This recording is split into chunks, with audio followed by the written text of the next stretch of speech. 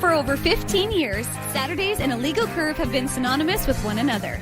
With insight, analysis, and interviews regarding the Winnipeg Jets, the Manitoba Moose, and all around the NHL, here are Dave Manouk, Ezra Ginsburg, and your host, Drew Mandel. The A Legal Curve Hockey Show, presented by Play Now, the official sports betting partner of the Winnipeg Jets, starts now. Saturday morning. Good morning, Winnipeg. Good morning, Manitoba. For all those joining us live this morning on our YouTube channel and all of our social media platforms, we say good morning, universe, and welcome to Red Day here on the Illegal Curve Hockey Show. I'm not sure that this is, we certainly didn't plan this, but both Ezzy and I decided we are feeling a little red in our choice of wardrobe for today's show. And I must say, Mr. Ginsburg, you look absolutely resplendent in that red shirt, and then the way that the you look pretty good too, Drew. Thank you. The way the Navy hat is playing off of it, it's a good look. We both look damn good. That's what I'm saying here. We do. We do. We're very handsome. That's true. Dangerously handsome, if you will. So. Just don't write with the red pen. I hear that's bad luck. Really? It's bad luck to write with a red pen? Apparently. Oh, I never heard that one before. Maybe all my teachers were cursing me with bad luck when they kept writing terrible, terrible, terrible on all of my school assignments back in the day. You were a model student, Drew. I know that. Don't sell yourself short. I know you did. You were a exemplary student at Joseph Walensky. I did have a teacher in grade 9 tell my parents that she thought I was a bit of a fascist. Which what? I thought was honestly, that was what she used in parent-teacher interviews. That was the terminology she used. I don't think she liked some of my opinions. Let me tell you, Drew, there's a lot of things I've called you over the years. That's not one of them. I know it was odd, but anyways, I wish her well moving forward, wherever the hell she might be on this day and age. Yeah, not that important. We're here. Probably not listening, but. It's unlikely that she's listening. I'll be honest. Maybe she's a big fan. Maybe she's been following you, and eventually she's going to apologize for calling you a fascist. Maybe she's going to be like, I regret the terminology I used in labeling you, this 14-year-old kid, a fascist. That was inappropriate of me in my role as an educator. I'm not sure. Maybe one day there will be a mea culpa coming at some point in time. But until that day, I'm not going to spend much time worrying about it at this point. In any event, here for the next couple of hours, big show ahead, lots of Jets talk, trade deadline in the rear view mirror, so we don't need to worry about who the Jets are acquiring. We now focus on who the Jets acquired, who they didn't acquire, who the teams around them acquired. Things of that nature. We are now fully into the stretch drive for the remainder of the regular season and into the playoffs. And the Winnipeg Jets, of course, took care of their business last night with a very tidy 6-1 victory over the New Jersey Devils, really taking it to the Devils and reminding everybody, as we talked about last night on the post-game show, reminding everybody that the best team in the league, the mantle for best team in the league, at least so far this year, does go through us here in Peg City, no matter what all the other teams around may have done. And, it's in that vein, Ezzy, that I want to start, because I know the consternation, and I'm reading it online, and I know that all these teams are now awarding the Dallas Stars the Stanley Cup, and they're saying the Stars are a better team than the Jets. And I know that everyone's saying the Colorado Avalanche are now a better team than the Winnipeg Jets. And I have time for those arguments. But at the same time, I want to remind everybody, or I want to just caution everybody, to tap the brakes just a little bit. Because just because you get these acquisitions, it doesn't mean that the fit for these players or that their acclimatization to their new teams is seamless and immediate. Sometimes it works out that way, Paul Stastny coming to the Winnipeg Jets. But just as often, there is a learning curve for a lot of these teams in bringing their new players into the fold. So while I have no doubts that beyond this year, the Dallas Stars are an incredibly good team with Mikko Rantanen on their roster, and that the Colorado Avalanche are a very good team with the moves that they've made, yesterday, and throughout this season, obviously getting Neckash for Rantanen now looks better, getting Brock Nelson. We know all the moves that the Avalanche have made, but with that in mind, there's no guarantee that those moves are effective immediately and difference-making moves for the rest of the 2025 season, would be my comment and cautionary tale to all those who are upset, concerned, thinking that the balance of power has immediately shifted with the moves that were made yesterday. It's just naive to say that, to think that making a couple of moves instantly makes those two teams better than the Jets, right? That's what you're trying to say, Drew. And if you want to look at, a team who looked like they were going to be much better just based on their acquisitions in the offseason, look no further than the Nashville Predators, right? Like bringing in Steven Stamkos, Jonathan Marchessault, Brady Shea. Nashville's not a playoff team this year. Not only are they not a playoff team, they're well out of a playoff spot, right? Yeah. So obviously, in the league is what you would call them. Well, yeah, and obviously, Mikko Rantanen is a notch above, all due respect to Stamkos and Marchessault. These are the guys that are in the back nine of their careers, whereas Rantanen's in his prime. But a few things on Rantanen, like he's a top 10, arguably top 5 forward in the NHL offensively. They had to give up first round draft picks and Logan Stankoven. Logan Stankoven is one of the best young players in the league, right? He's having some people thought his numbers would be a little bit better this year, but this is a guy who's only 22 years old, second round pick. And this is a guy who, by all accounts should be kind of like a 70 to 80 point guy in the NHL. So they did have to give up quite a bit to get Rantanen, and they obviously signed him. In terms of Colorado, obviously, that one I think bothered Jets fans more because Jets, obviously, we believe, Chevy hasn't admitted this publicly, but we believe the Jets were in on Brock Nelson, and then for Colorado to go and then trade for him, now the Jets have to possibly face him in the playoffs, right? Obviously, that would be more the second round than the first round, right? Depending on what happens. But, there's no doubt, guys, that, Dallas and Colorado, I don't know why I'm saying guys, it's just me and you, but I guess I'm referring to the chat as well, Drew. But, yes. There's no doubt that Colorado and Dallas made the biggest splashes.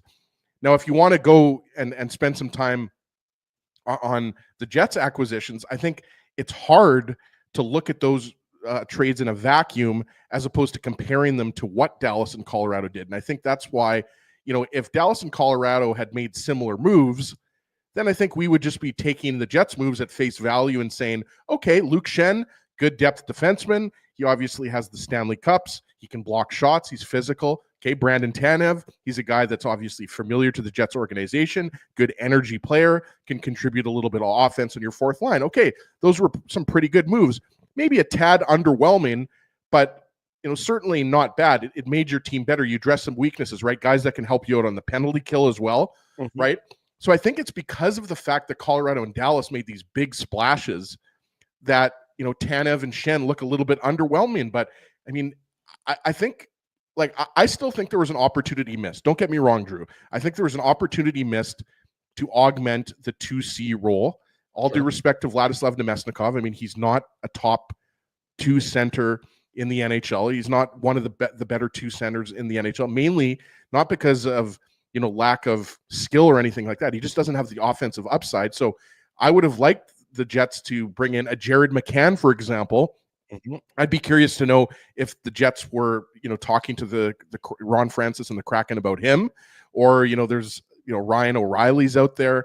Obviously Scott Lawton was another guy who apparently the Jets were interested in. He went to Toronto, of course. So I do think there was a little bit of an opportunity missed. Sorry, I'm giving you a very long-winded answer here. That's Drew, okay. Keep going. I think that, I like the moves in a vacuum. I really do. But when you consider what the Avalanche and the Stars have done, and also, most likely, if the Jets do get to the West Final, you're going up against a Vegas or an Edmonton.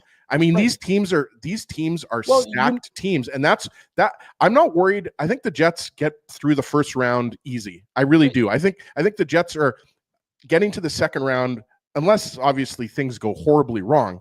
But the Jets this year have a good enough team that they should easily get through their first round opponent. It's when you face a team like Dallas and their strength up the middle that I worry about, the Jets maybe not having augmented that position. Look, I agree that I agree with what you said about the first round. As long as the Jets maintain where they are, and we certainly didn't see any signs of a dip last night against New Jersey or Thursday night against the Philadelphia Flyers. It's hard to expect all of a sudden the Jets are going to collapse, even though that they were not a big winner at the trade deadline for the remainder of the regular season. It seems like they're still in a pretty good spot. We know where they are. Look, if you have they play Dallas twice yet this season. You split those games, you're still going to be in a pretty good position, I would say, and I think most people would likely agree with me on that front. But I wonder, it's funny you mentioned Vegas, because I agree that it seems more than likely that the team that's going to come out of the other division, the Pacific Division, is likely to be the Golden Knights in my mind. I know that Edmonton is dangerous. You can never discount Edmonton, though, Drew. You can never discount them when you have Draisaitl and McDavid, no question. Yeah. But Vegas is not. Edmonton, they got the goaltending questions. They have questions. Vegas seems like a more well-rounded team than the Edmonton Oilers do at this point in time. I mean, it's interesting. The Oilers have played 62 games. Without looking, how many of those 62 games that the Oilers have played, how many do you think they've won in regulation time? Without looking, I'm going to say 27. 26 is the answer. Okay, so not bad. Not bad. Pretty good. So, but that's also not very good. That's not very good for Edmonton. You're absolutely right. Yeah. They've won 10 games in overtime or the shootout, which is such a bit of an asterisk next to it that, truthfully, 5-on-5, they're not winning that many games compared to some of the other, quote unquote, elite teams in the league. If you talk about the teams that have won in regulation the most, it's the Jets and Vegas, 1-2, 36-35. So let's assume Vegas is the team out of the Pacific Division for conversation's sake. What did Vegas do at the trade deadline? They acquired Riley Smith, a guy they're familiar with. Yeah. The Jets. I mean, you could see that coming from very far away. They love Riley Smith. But Vegas, everyone expects Vegas to always make a massive move, to always. Well, you were thinking Brad Marchand might be going to the Golden Knights. I thought of the possibility. I mean, makes a lot of sense. Yeah, Florida makes as much sense as well. It's a lot easier to stay in the East, everything else. But Vegas didn't make a massive move, and I don't necessarily feel the same level of consternation coming from their fan base over the lack of moves because Vegas isn't a headline grabbing team on this morning after the trade deadline. I would agree with that. And the thing that popped into my mind with Vegas, it's funny because obviously, Drew, throughout the course of the show, we're going to sprinkle in a little Jets Carolina preview, but we're mainly focused on the trade deadline here. But there's other teams that didn't make moves that surprised me. Like you look at the Montreal Canadiens, and apparently the Montreal Canadiens didn't make those moves. Obviously, Drew, I'm not comparing the Canadiens to the Golden Knights. I'm just saying there were other teams that you thought, okay, the for sale sign is up. There's going to be a bunch of different moves happening here, and there wasn't. The Golden Knights, what I was going to say is, obviously, well, not obviously, but it looks like Shea Theodore's injury isn't as bad, because what I was thinking is they were going to bring in a defenseman, because obviously Shea Theodore got injured during the Four Nations, right? Mm-hmm. And then they had to bring in Thomas Harley, of course. But I was expecting maybe Vegas to bring in a defenseman. Like there were some defensemen out there. Like there was names out there. Like obviously Mario Ferraro didn't move. Right. Jamie Oleksiak didn't move. Those were guys that we thought could be targets for the Jets. Mm-hmm. And so maybe I thought, maybe the Golden Knights will pick up one of those guys. Brian Dumoulin was obviously acquired by the Devils. We thought he could be an option for the Jets. But I think your point is, Drew, the Golden Knights, who seem to always have a trick up their sleeve, or sleeves, I should say, didn't really do much yesterday. But that Golden Knights team, I mean, like, again, speaking about up the middle, that's why, if we were to go team by team, I mean, Jack Eichel, I mean, Brett Howden, Thomas Hertl, like, that's what I'm talking about. Like, center depth for the Jets just isn't at that same level. Like, again, I think Vlad Nemestikov is a great hockey player. Mentioned this before. We've had him on the show. Super good guy. Just signed the 2-year contract extension, and he deserves it. I mean, this is a guy, a veteran who deserves to get that contract from the Jets. I'm just saying that, when you compare it to kind of the creme de la creme of the West, it's just not quite up there. With Dallas, for example, who have Rupe Hintz, they have Wyatt Johnston, they have Matt Duchene up the middle. Again, I'm not saying that the Jets can't beat the Stars. So everybody don't absolutely torch me in the chat. I think that the Jets have a very good chance to go to the conference finals this year and possibly beyond. I'm just saying, when it comes to center depth, just isolating the center position, I'm just saying that I think, there was some room for the Jets to make improvements there. I agree. I mean, I agree. If you look at all the top teams in the Western Conference and you compare their center depth, 1 through 4, the Jets are certainly towards the bottom, if not at the bottom of those top teams in the West. And by the top teams in the West, I'm talking about the teams that aren't in the top 3 teams in each division. If you're in a wild card spot, I'm not really considering you there. I mean, I'll listen to an argument about the Minnesota Wild, but not really. I mean, the Wild are a nice story. They've been, they're going to be a playoff team again, which is pretty impressive given their salary cap trouble that they've been in for all these last number of years after buying out Ryan Suter and buying out Zach Parise, and those contracts sitting on their books still. So good for the Wild, but I don't consider them part of the elite conversation. The Jets' center depth, to your point, is towards the bottom of that roster. But whatever the sum of the Winnipeg Jets is more than the whole of its parts. Right. I think we've seen that all season long. And just because other teams go and make acquisitions, that doesn't necessarily change immediately.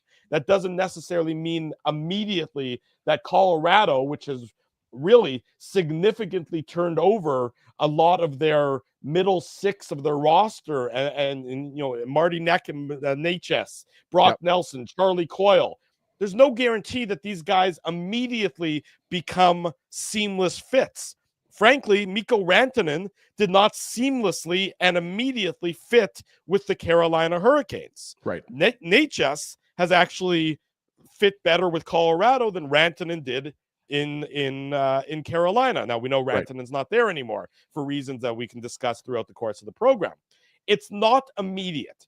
Just because you win on paper doesn't mean that it immediately translates. We've seen it here in Winnipeg. Kevin Hayes, people were excited about that acquisition. The Kevin Hayes era, Drew, was a short one. It didn't work. Did it work? Did it not work because of Kevin Hayes? Did it not work because of the deployment by Paul Maurice? Did it not work just because he changed the chemistry in the dressing room? Whatever the reason is, it didn't work. There's plenty of tales of teams winning the trade deadline, but ultimately losing come playoff time. Chris Pronger said this. I'm not sure if you saw Chris Pronger's tweet yesterday, obviously Hall of Fame defenseman. He said, at the end of the day, one team wins the Stanley Cup, right? To your point, Drew. So all of these moves, like one of Colorado or Dallas is going to be extremely disappointed in how this season ends, right? Yeah. And they made huge moves. Like the price that they paid for Brock Nelson is a hefty price. Cal Ritchie, I mean, remember Cal Ritchie played a little bit. I think he might have been in one of the games versus the Jets, if I'm not mistaken, but he's a 20-year-old first-round draft pick. I mean, this is a guy who has put up huge numbers in the Ontario Hockey League, and he's played 7 games this year for the Avalanche. So Cal Ritchie is a top prospect in the Colorado system. Yeah. They had to give up that plus a first-round pick to get a rental. They gave up more than the Dallas Stars gave up for well, maybe not, but I mean, it's comparable. I mean, if you look at it's a big price because it's a rental, right? There's no guarantee that, I mean, look, Brock Nelson could sign with the Colorado Avalanche. He could also sign with the Utah Hockey Club, or he could sign with the Jets. He could sign with anybody. He's a UFA, right? So when you're talking, like, I'd have to go back and compare, but it seemed like, and this is, Frank Saravalli, Darren Dreger, Pierre LeBrun, all the insiders were calling this a seller's market. And I think that's evidenced in the price that some of these teams had to pay for rentals, right? Like obviously Mikko Rantanen's not a rental, but like even what the Jets had to pay until they got him under contract. Well, sure, but even the price that the Jets had to pay for Luke Schenn, right? Like it's a 2026 second rounder and a 2027 fourth rounder. But I mean, these are and look, you can always get these picks back. Like I was actually thinking, and I don't know if I'm the first one to put this out there. I was thinking, do you get that draft pick back maybe if Nikolaj Ehlers' rights are traded? Yeah, maybe. I'm just saying you can get that draft pick back. Not the specific pick, but a similar round pick is what. Well, that's what I'm saying. I mean, look, it happened with Jake Gensel, right? I'm just saying. I mean, I think I'm just floating it out there that if Nick Ehlers isn't signing with the Jets, maybe they get a draft pick back from a team so that they can get ahead of the other teams to sign him. That's all I'm saying. Yeah, and that's a valid comment you make, and obviously time will tell on that front. And the Nikolaj Ehlers question is certainly one that will be an off-season topic of conversation, barring something unforeseen. Barring a signing. There's nothing precluding the Winnipeg Jets from going out and signing one of their pending UFAs or pending RFAs between now and season's end. Where we've seen it happen before. It could very well happen again. Time will tell on that front.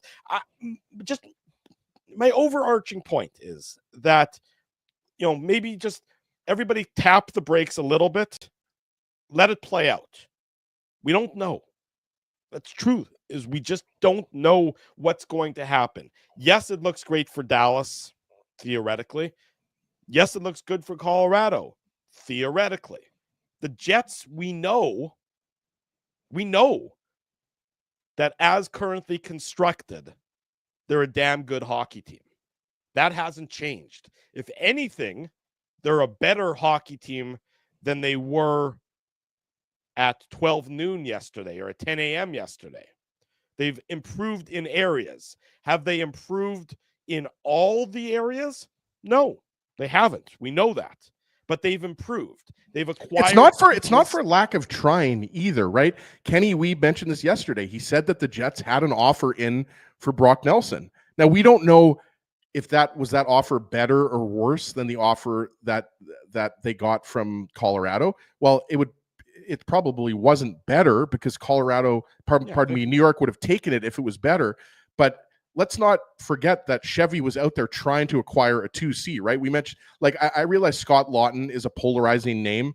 Look, whether Scott Lawton is a 2C or a 3C, I think we get fixated on the reality is Lawton would have improved your center depth, period, full stop. So Lawton is a guy whose name was out there that we believe the Jets were interested in at the very least, right? So to your point, Drew, no, the Jets didn't improve the second line center. Well, it's Vlad Nemesnikov's time then, right? Now, last year they brought in Sean Monahan. Now, with that new contract that Nemesnikov has, he's now got the security in knowing that he's got that position locked up. And as far as people that are concerned about the depth, I'll mention this again. Ideally, Adam Lowry is not your second line center, even though he's been used in terms of minutes like a second line center. Look at that short sample size that Lowry played with Iafallo and Ehlers. Yeah. That line had very good underlying numbers. And again, I'm not saying, that Adam Lowry is better than Brock Nelson. That's not what I'm saying. I'm just saying that the Jets do have players in their lineup. If there is, God forbid, an injury, like a lot of people in the chat yesterday after the postgame show were saying, bubble wrap 55, get Scheifele bubble wrapped. That's true for every team in the league, though. That's what if Nathan McKinnon goes down in Colorado, they're screwed. If Connor McDavid goes down in Edmonton, you got Leon Draisaitl, but still, ultimately, you're screwed. You can't always have a contingency for when if a superstar gets injured. New Jersey, we saw them last night. Jack Hughes goes down with an injury. Well, that's a perfect example. Yeah. And what happened is they got screwed. And that's the brakes, unfortunately, sometimes in professional sports. When Tom Brady tore his ACL as a member of the New England Patriots on the third play of the season, however many years ago, well, the Patriots were screwed for that year. You can't prepare every single contingency because there aren't, in case of glass break emergency for superstar players. That's why they're superstars. If they were average, they would have that. They'd have that problem. When Rasmus Kupari goes out with a concussion, he's replaceable. No offense. He's been great for the Jets, but there's guys who can come in and backfill that position, be it Morgan Barron playing center last night, be it David Gustafsson, be it with the acquisition of Brandon Tanev. Well, can we talk about that fourth line a little bit? Because I know we talked about it a little bit last night. I really like the look of that fourth line, right? On a lot of teams around the NHL, that's a team's third line, right? That's how good that fourth line can be. And, just quickly on the Brandon Tanev acquisition, I'm not going to do my Brandon Tanev face like I did. Oh, people! You did it again. The people demanded it. They wanted it again. Only Brandon Tanev can do Tanev face. That's true. This acquisition and what did you give up? You gave up basically nothing to get him. Giving up draft picks is nothing. Look, again, people put. What was it? A 2027 fourth rounder? No, a second and a fourth, or a second rounder for Tanev. But it was 2027. It was a draft pick that's a long ways off. That Right. When it comes time for the Jets to have theoretically been making that pick, people will not have remembered that it was their pick initially. Yeah. So hold on, let me see here. It was it was a 2027 second round pick. Yeah. So I mean, long ways off. That is a fine price to look.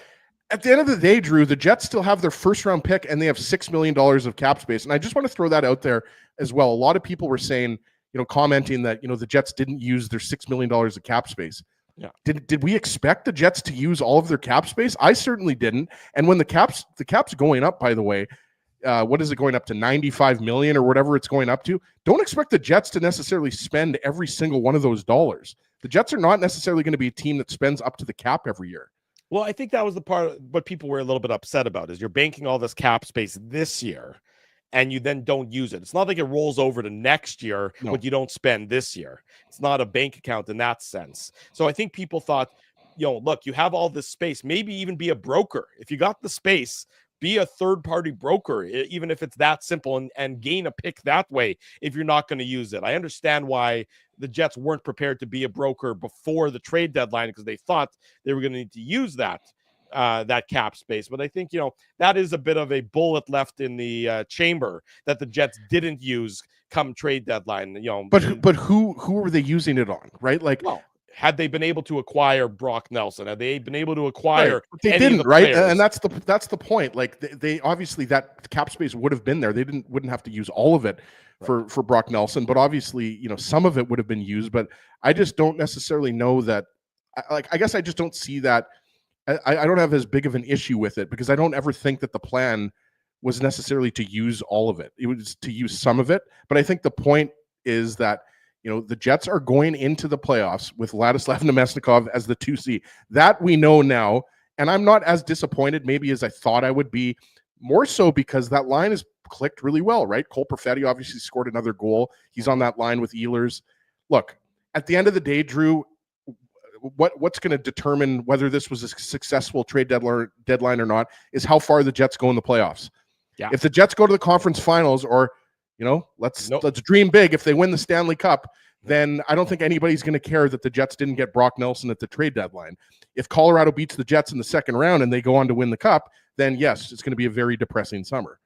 You're absolutely right about that. We'll play it out and see where it goes. Where we're going is to commercial, and on the other side, Kelly Moore from 680 CJOB is going to be our guest here on the Illegal Curve Hockey Show. And still to come this morning, in about an hour's time, our good friend Craig Button is going to join us as well. Saturday morning, Drew Mandel, Ezra Ginsburg, all of you, the Illegal Curve Hockey Show presented by Play Now. Don't go anywhere. We want to thank you for not betting with Play Now and choosing our illegal gambling site instead. Because we couldn't afford things like this without your money. So much of your money. Now you might have questions like, do our profits benefit your community? No. Or bet with Play Now, Manitoba's local legal and secure gambling site. Dining, entertainment, parking, and convenience, all in one spot. City Place is located in the heart of downtown Winnipeg, attached to the Canada Life Centre. Whether you're working, living, or out for a night in the downtown, make City Place your go-to destination before or after the fun finds you. Lunchtime, game time, anytime. Visit City Place at 333 St. Mary Avenue, next to Canada Life Centre. Holt Dental, the new official dentist of Illegal Curve, has a philosophy rooted in two unyielding principles: genuinely caring about patients and providing outstanding service. Being a patient of Holt Dental means more than just checkups and treatments. It's taking the time to listen and talk to each patient so they can achieve the best long-term health, functionality, and aesthetics for their teeth, mouth, and gums. Conveniently located at Grant Park Festival on Taylor Avenue, Holt Dental is dentistry of the highest quality in a comfortable and relaxed environment. For more information, visit holtdental.ca. Oh, and there's plenty of free parking at the front door, too. Celebrating its 40th year as Winnipeg's home for stand-up comedy, Rumors Restaurant and Comedy Club has recently been named Canada's top comedy club and a top 5 comedy club in North America. From birthday parties to date nights to fundraisers and everything in between, Rumors is your destination for the best and most affordable live entertainment Winnipeg has to offer. For more information on upcoming shows, Rumors' incredible promotions, and to purchase tickets, visit rumorscomedyclub.com. At Boston Pizza, a fast lunch doesn't have to mean fast food. Now you can get a $15 lunch served in just 20 minutes, including your choice of a main, side, and drink. That's right, lunch for $15 at your local Boston Pizza. Bottom of the hour, welcome back to the Illegal Curve Hockey Show. Drew Mandel, Ezra Ginsburg with you on this Saturday morning. We remind you tomorrow the Jets are going to be in Carolina. It's a 4 o'clock Central Time puck drop, which means our good friends at CJOB will have coverage starting at what time, Kelly Moore? At 2 o'clock. Can I give a shameless plug for the Mid-Canada Fasteners and Tools pregame show? Absolutely. Shameless plugs is what we do here best on the Illegal Curve Hockey Show. The Yeah, more shameless, I have a the bunch better. of shameless plugs in here somewhere. Yeah, I was considering that, and the doctor said it's too late. You can't even go there anymore. Well, Too Drew, I bad was going to for say, you. if Kelly will play something on that beautiful grand piano behind him, maybe we'll allow him to plug the pregame show again. Yeah. Yes, I think that would be lovely. That's yeah. In any event, Kelly, good morning. Thank you for joining us. How are things? Great. Thanks for having me on, fellas. As you can see by this side of my face, it is a beautiful sunny Saturday morning. So There you go. It is nice and bright out there. So yes, spring is sprung, and the trade deadline is in the rearview mirror, which means the playoff season is rapidly approaching. And the Winnipeg Jets certainly, I think, reminded everybody last night to just tap the brakes a little bit. They're still the kings of the castle as it pertains to the NHL and the standings, and going into New Jersey, playing a banged up New Jersey Devils team, but a Devils team that is in a playoff spot currently. The Jets, I believe, made a statement to everybody just to, as Aaron Rodgers once said, RELAX, relax. yeah, and it is such an emotional roller coaster for fans on the NHL trading deadline day, because you see what's going on around the rest of the division. And Scott Arniel said it before the game last night. The arms race is on in the Central Division. And man, you look at what this division is doing right now, between how good Winnipeg has been right since day one. Certainly the Dallas Stars did what they needed to do, as did the Colorado Avalanche to bridge the gap. The Minnesota Wild, they're going to be a pesky team. Don't count out the St. Louis Blues yet. So there are a few divisions that you can look and say, okay, there are 5 miserable teams to play against, like they have in the Central. And I'm sure you guys said this as well, because I know Scott Arniel's been banging the drum on this pretty much ever since training camp. The Jets need to win this division, and now more than ever, because I think that Colorado, with their strengthened lineup, and they've been able to get through the inconsistency and the injuries that plagued them earlier in the year, they're going to reel in Minnesota. I don't know that there's enough time for them to surpass Dallas, but in a perfect world, for Jets Nation, Winnipeg finishes first, and Colorado and Dallas beat each other's brains out in the first round. To your point, they reeled in Minnesota last night. They're tied with Minnesota, but they have the tiebreaker by virtue of 3 more regulation wins. Right. So they are certainly in the driver's seat to finish likely in that 3rd spot in the Central Division over the Minnesota Wild. Yeah, and I mean, right now Jets fans are saying, let's just stop the season right here.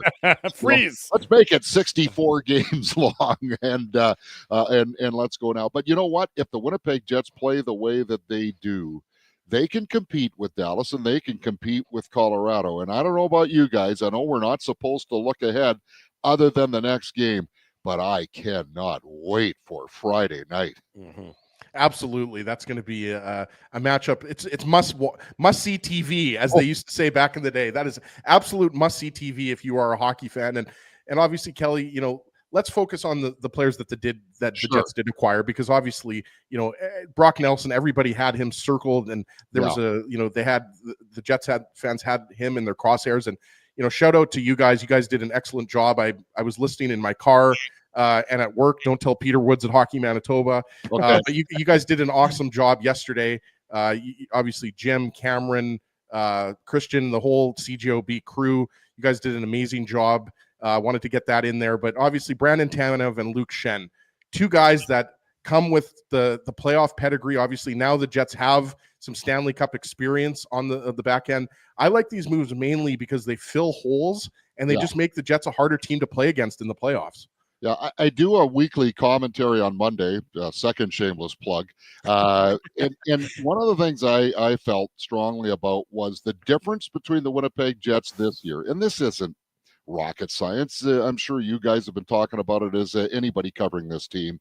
But the difference for the Jets this year at the trading deadline compared to a year ago were a healthy Gabriel Velarde, who is absolutely flourishing on that number one line, and a far more complete version of Cole Perfetti. Yep. The Jets didn't have either of those components last year at the deadline, which is why they needed to go and get Sean Monahan, and they needed to go and get Tyler Toffoli, because you might remember Velarde's injury knocked him out for the entire month of March, basically. And so the Jets didn't know how he would be coming out of that injury. So they had to bridge that gap. And Cole Perfetti was just not being able to get back to the form that he showed in the first half. So that's why they had to, go out and get a Sean Monahan, because they didn't like what they were seeing in the middle. This year, it's a totally different story. So had they been able to get a Brock Nelson, it would have been a luxury. It would have been a great fill, but I don't know that it was a necessity. And so to me, the big priority was the blue line. And I don't think that you look at Luke Schenn as a top four defenseman. And if I'm going to be nitpicky, I would say the only thing I would have liked to have seen was that the Jets were able to get a defenseman who could fit comfortably into a third pair role, but also be elevated to top four if needed. And boy, we saw that on Long Island on Tuesday night without Dylan Samberg. Yep. Logan Stanley has made great strides, but he's not close to being there yet. I think he's perfectly suited for a third pair role, and I'm interested to see if it's him and Luke Schenn when the team gets back home from this road trip that make up the third pair, or if it's Hayden Fleury who slots in there to give them a little more mobility, with Schenn more of a physical, rugged, stay-at-home type guy, which is why Logan Stanley, I think, has been playing as much as he has. But the other part of this, guys, and I think you could hear it in the voices of the players on the post-game show. Sometimes you can tell whether, they're just saying it because it's the right thing to do. It's the company line. Mm-hmm. Adam Lowry and Josh Morrissey, who are part of the heartbeat of this hockey club, were genuinely enthusiastic about the additions that were made. You didn't get any sense whatsoever that the Jets were disappointed that, Rantanen wound up in Dallas or that Brock Nelson wound up in Colorado. Would they have liked to have had those guys? Yeah, but they're comfortable with what they have in this dressing room, and they saw where the Jets address some needs, especially with the addition of Luke Schenn. And I have to be completely transparent with you guys. I wasn't quite sure what the rationale was for Brandon Tanev, but after watching that game last night in Jersey, became crystal clear. The Jets looked a little rusty out there, and I say that only in a complimentary fashion. Rusty being Tanev's nickname, of course, for anybody in our audience who didn't pick up that play on words from Kelly Moore of 680 CJOB. Drew always has my back. I got your back all the time, Kelly. You betcha, buddy. To your point there about, the post-game comments from Lowry and the post-game comments from Morrissey and even from Tanev himself. Right. I think that this Jets team is, again, as they've been, even though they're atop the league, they've been doubted. Everyone's waiting, or maybe not in Winnipeg so much anymore, but outside of Winnipeg, everyone's yes, but. And I think it's the word but there, that the players are going to use as a galvanizing force. Yes, you got Brandon Tanev. Yes, you got Luke Schenn. But what did Dallas do? But what did Colorado do? Well, anytime the Jets have been presented with a but this year, they've gone ahead and they've kicked that but, 2 T's instead of the 1 T in this play of words. However, and I think the whether they're nagging concerns or whether they're smaller concerns, the Winnipeg Jets are still in the prove me mode. I think from the aspect of this is a hockey club with a core group that is 0-10 when coming off a playoff loss. They have not been able to absorb a setback in the postseason in a positive fashion for 10 straight games. So if I think when they slay that dragon this spring, then I think a lot of the question marks will be removed for people because that's what's holding this team back, I think, from being legitimately respected to the degree that they should be for what they have accomplished during the regular season because of the failures of postseasons past. But this just and I want to temper my words here because I thought last year the team had that as well. And then look what happened. But they just seem more deeper, more complete. And the other byproduct, guys, too, of the Brandon Tanev trade, we discussed this on the pregame show yesterday. What were they going to do to fit Tanev in? Was Morgan Barron going to come out of the lineup? And I don't want to say argued, but I discussed with our panel that, from Barron's perspective, the night before he'd had a real good game, team high 6 shots. He was just coming off of an injury, so had been out of the lineup for a while. And he's a setter. And you guys have heard, Morgan every once in a while makes those subtle reminders that, that's up the middle. That's my position. Yeah. He's never made a big deal out of being on the left side of that fourth line or the left side of the Lowry line. When he usually comes in after the second power play unit to replace Nino Niederreiter for the next shift after. But he likes to play in the middle. And holy smokers, guys, like that, to me, that was one of the storylines from that 6-1 win over New Jersey last night. Morgan Barron looked really good in that fourth line center slot. And now all of a sudden you look, Mark Scheifele 6'3", Adam Lowry 6'5". Yes, Vlad Nemesnikov is a little on the undersized side, but then you've got Morgan Barron 6'4". That's some pretty good size and some pretty good skaters and more importantly, guys who like to play playoff hockey down the middle for you now. Protect the middle, those guys can. Protect the cat of the ice. Yes, exactly right. You talk about the 10 straight losses after come playoffs after you find it after they lost. Yeah, after they've lost, they have lost 10 in a row. Yeah. Right. Luke Schenn's acquisition, I think, with the pedigree of the Stanley Cups, is I think that acquisition will help the team in sort of calm themselves, because to your point about slaying that dragon, they haven't been able to do it. But Luke Schenn has been through up and down through every battle imaginable in this league. He's lifted the cup on a couple different occasions. His presence, when he sees his dressing room mates getting a little tighter, getting maybe gripping their sticks a little bit tighter than they need to, I think his presence there will calm the waters and calm the nerves and maybe give the Jets some peace of mind in their quest to slay that dragon. Well, as you guys well know, the Schenn family is about as respected a family as there is in the National Hockey League. It's a good Saskatchewan family right there, Kelly. Yeah, okay. There's another shameless plug. but you're right, Ezzy. And so Luke Schenn, from all the things you just described, Drew, but also from come into a dressing room that has a certain culture, he fits like a glove. And I think that's the other aspect of the trades that the Jets made, is that the dressing room doesn't get disrupted one iota. Draft picks were shipped out to acquire these players. Nobody has had to leave, and so there's that bit of an emotional baggage to have to handle. But yeah, Luke Schenn, I think, and again, we're not trying to make him out to be the second coming of Bobby Orr here, but he fits some needs for the Winnipeg Jets. He is miserable to play against. Yep.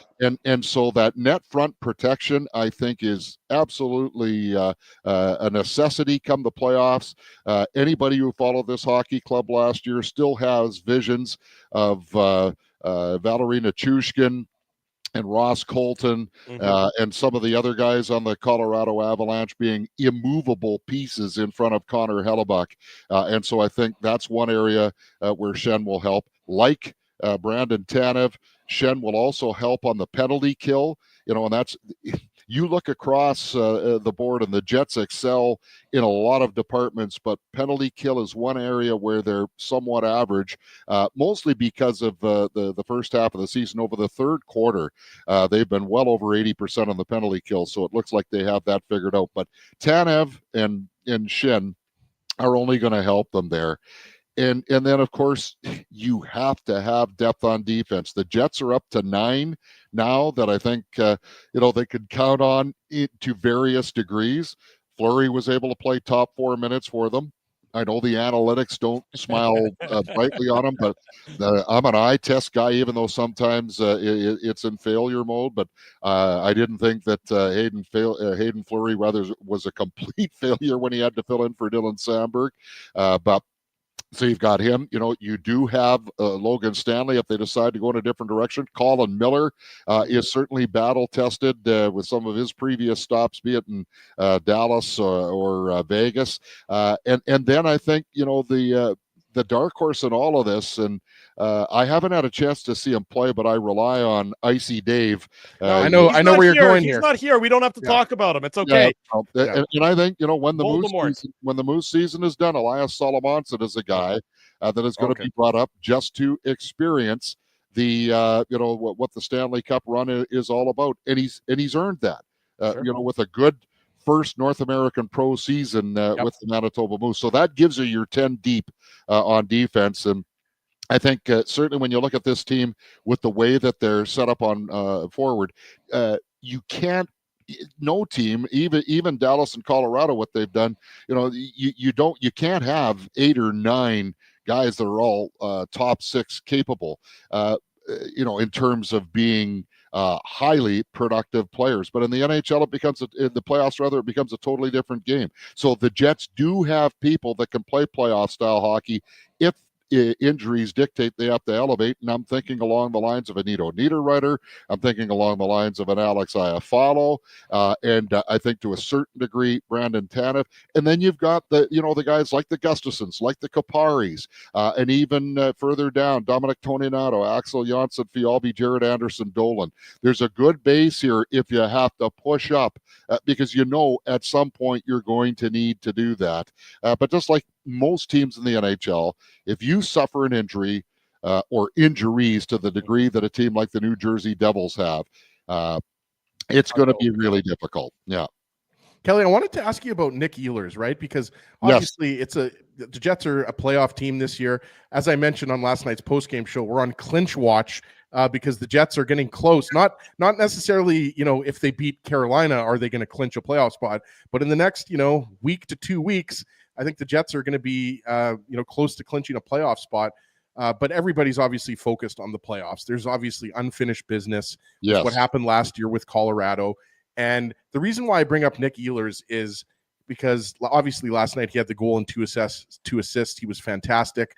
We talked about that beautiful slap shot pass on the Josh Morrissey goal, which was a really clever play by a really skilled player. But I mean, I'm watching Ehlers kind of a little bit closer than some players heading into the playoffs, because obviously this is a guy who's been criticized often, let's be honest, for how he's played in the playoffs. But just what are you seeing from Ehlers? Because, this hasn't been maybe as big of a narrative going into the trade deadline, because, you look at Brock Nelson or you look at some of the other pending UFAs, it's been clear that Nikolaj Ehlers wasn't going to be traded.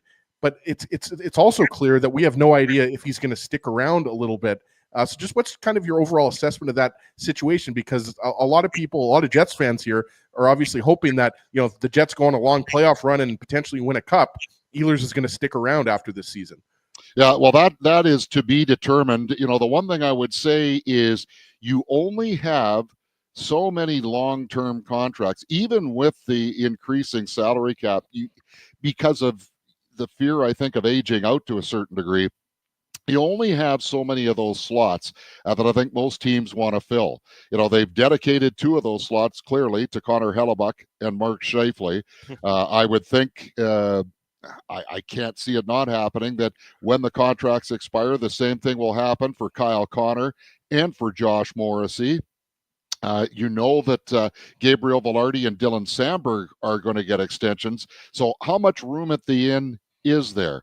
And I think this is going to be a huge, huge spring for Nikolaj Ehlers, both from a personal point of view, but also for the team, because that's one of the reasons. He's not the only reason, but he's one of the reasons why the Jets haven't been able to get out of that first round, because he has not been as dynamic in the playoffs as he has been in the regular season. And I love that you brought up the pad pass last night, Ezzy, because that's become a great weapon in the National Hockey League.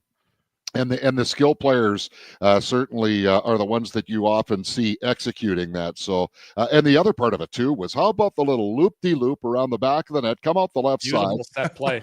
Exactly. Yeah. You know, and but it doesn't happen if Gabe Velarde's not taking Jacob Markstrom's eyes away. So, you know, there's all those components that go into that play. I mean, we see the finished product, but there's the setup to it as well. But here is why I think I would offer some optimism for Nikolaj Ehlers this year. I think he's been as hard on himself as he ever has been. Is there anybody who is more critical of themselves and also, you know, being part of that conversation to maintain the standard than Nikolaj Ehlers? The other night, I think it was in Philadelphia. You know, I thought they had a really, really good first period. So Paul and Mitchell have Nikolaj on for the walk-off interview, and they say, you know, Nikolaj, would you agree that was an excellent first period? Pause. It was a good first period. But the other part of it too, guys, is, and my major criticism of Nikolaj Ehlers in the past has been the tendency to fall into the trap of trying to create plays that are not there, i.e. hope plays. And we have seen that on a very rare occasion this season, but he's been able to pretty much erase that from his repertoire. So those are the plays that are absolute killers in the playoffs. And when I'm talking about the hope play, throw that puck in the middle and hope there's a teammate there to get it. Throw the puck in the middle and hope the defending team isn't there to break it up, rather than, you know, making the secure play. And I've seen far more secure plays from Nikolaj Ehlers this year, and not at the expense of the greatness that he plays with. So, and I think here's the part that maybe we missed the narrative on a little bit. In talking about the trading deadline from a post-deadline perspective, the Jets were able to get a rental and not have to give up a first-round draft pick. Right. You know, and you could say the same thing about Mason Appleton and Alex Iafallo, who are also pending unrestricted free agents. The same thing for Neil Pionk. You know, they've kept all of those guys, and there wasn't a word said about it. And a lot of that has to do with the fact that this is a first-place overall team. Right. But I think, too, that the way that you know, Kevin Cheveldayoff operates, that at some point, not all, that you can't re-sign them all, and Cheveldayoff has already made that clear. But I think he's going to re-sign the pieces that he feels that fit the best with the players they're willing to commit to, and also, you know, with the players that they see coming up through the ranks eventually. Kelly, you know, you look at the Jets, let's say bottom 6 now, and we know that there's depth there. That's where the Jets have their most significant amount of depth among their forward group, is in that bottom of their lineup. Which player in the bottom 6, you know, that's, you know, a regular, do you think needs to sort of elevate their game over the final, you know, 18 games of this regular season? You know, who do you want to see more from that we've seen sort of flashes at times, but oftentimes they can also disappear a little bit? To me, the answer is Mason Appleton, a guy who oftentimes you don't necessarily notice in the course of a game. Maybe that's a good thing, but still, you always feel there might be a little bit more meat on the bone when it comes to his performance on the ice. Well, here's what I see from Mason Appleton. And I'm going to disagree with you there, Drew, because Please. I think he's been remarkably consistent in what he does. I know that that there are third lines that probably provide more offense from their right winger than what the Jets get from Mason Appleton, but he plays a hard game. I always I've got my little notepad there. I'm just not as modern as everybody else with the iPhones or the Don't worry. You're in good company. Here's my notepad as well. Yeah, Kelly, we're pen and paper guys too. Yeah. We're old school. Perfect. So I always put a little tick mark there whenever Mason Appleton has either been on the receiving end of a hard play or has been the person who's doled out the hard play. How many times do you see him go to the hard places to make things happen that very rarely show up in the statistics? And I think he's been really consistent with his play this year in that regard. But having said that, rather than the idea of of an individual player, I think that the Winnipeg Jets, and I think all three members of that Lowry line would tell you that they would like to be able to maintain that high standard that we saw earlier in the year. And I think there are little dips and valleys in there. This line needs to be the standard bearer for Jets hockey. And so I think they've struggled a little bit with their consistency on that. Now, part of that was Adam Lowry being out of that lineup for 8 games. Nino Niederreiter, he's probably the most offensive presence on that line. And, he is one of those streaky goal scorers. He'll have 5 or 6 goals in a 10-game span, and right now he can't buy a goal for love nor money, but they're all around the net, and so they have to continue to be a real difficult line to play against. They have to be that line that Scott O'Neill and the coaching staff can send out to either calm the waters or to handle the push. They do it most of the time, but I think they could be a little more consistent in that. That's my read on that. I think that the fourth line, whatever the makeup has been, has given the Jets exactly what they've needed this season. Yeah, I would agree with that. Nino Niederreiter is the guy for me just because, he struggled offensively. I'm looking for him just to contribute a little bit more offensively. I'm a big Niederreiter fan. I think we all are. He's been really impressive since coming over to the Jets. But, if I'm able to answer Drew's question as well, Kelly, that would be like who I would be looking at just to provide just a few more goals. Nobody's expecting Niederreiter to drive the bus offensively.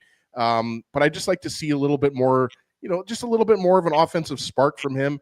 I just wanted to get away from the Jets for a second while we have you on. I wanted to ask you about the big trade that happened right at the deadline, because I was shocked with what the return was for Brad Marchand. And now you consider that, come the playoffs, the Panthers could have Matthew Tkachuk, Sam Bennett, and Brad Marchand in that lineup.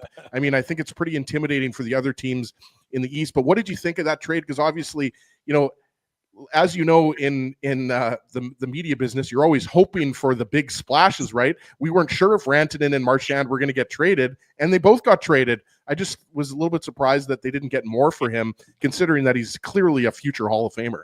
Well, and the other part of it too is he is injured, as he fair enough. We don't know what the extent of that injury is, and of course, one of those first-round picks is conditional on Marchand playing 50% of the Panthers playoff games. So, and he is 36 years old. So I think the Bruins did about as well as they could under the circumstances of a 36-year-old player who is injured right now. But boy, I'll tell you, if there's a guy that fits the blueprint for how Paul Maurice wants a hockey club to play, it's Brad Marchand fits that bill. Yeah, and you're right. He's just like Sam Bennett and Matthew Tkachuk. I wonder if there's a team in the playoffs right now that is going to be more annoying to be up against than the Florida Panthers. And so I think he fits the bill for them. I'll tell you what, guys, as I know we're running out of time. For me, the most unique deal yesterday was the Ottawa Senators, trading Josh Norris to Buffalo essentially for Dylan Cousins. Ottawa is on the cusp of maybe ending, what is it, that 8-year playoff drought? A long time. They've stuck with that core for a lot of years with the belief that they could eventually get them over the top. And so to make that deal, and knowing how emotional that hockey club is, and they play on a lot of emotion, led by Tkachuk and Stützle. Wow. Did you see Brady Tkachuk yesterday? Did you see his media comments? I did not know. He was he was choking up. He was choked up, Kelly. He wasn't tears. putting a show on. Yeah, so kind of like shook Markin when Tyler Bertuzzi got traded then. That's right. Yeah. Yeah. So I wonder, how does Ottawa react that way? We're not going to have to wait too long. But and then of course they picked up a really, I think, the sneaky under the radar deal for Fabian Zetterlund. San Jose. Yeah, exactly. Who I really like in the games that I've seen him play the Jets when they played San Jose. But I thought that was perhaps the most interesting trade of the 24 that were made on deadline day. It was certainly a busy day, a newsy day. The good folks at CJOB covered it all, and then they had a game to broadcast just the same. Look at you guys putting in the hours. Yeah, always love those days. 2 years ago, at least, as Cactus Jack, bless his soul, would say, and it turned out nice again with a 6-1 loss, or 6-1 win, rather, over New Jersey. Because remember, 2 years ago, when they made the deals for Nemesnikov and Niederreiter, they were playing at Edmonton that night. And what was it? I think it was like 6-1 before they got a couple of late goals in a 6-3 loss. You never know how teams are going to react on trading deadline day. Right. But I think the Jets, an already very, very good hockey club, is going to be just a little bit 5 to 10% better, maybe. That's been the mantra all season long, is how to find a way to be about 10% better. The Jets have been that way since the start. We'll see if they can continue that way through the rest of the regular season. They just needed to bring in a good Saskatchewan boy. They need to bring in more of those Western boys, Kelly. Yeah. You notice a trend there, don't you? Yeah. Oh, Drew apparently has had a microphone malfunction. Elvis has left the building. Yeah, I was going to say, I was expecting Drew to pop in there, and now it appears that I'm the host. So, Drew, you're still not coming in there. Yeah. But hard to do, but there we go. Yeah. I'm back. Kelly, thank you. We'll see everybody tomorrow, 2:00 for the pregame show, then the Jets and the Hurricanes at 4:00, followed by the postgame show. We're looking forward to that. Always appreciate your time, my friend. Great. Yeah, and just a closing thought on that.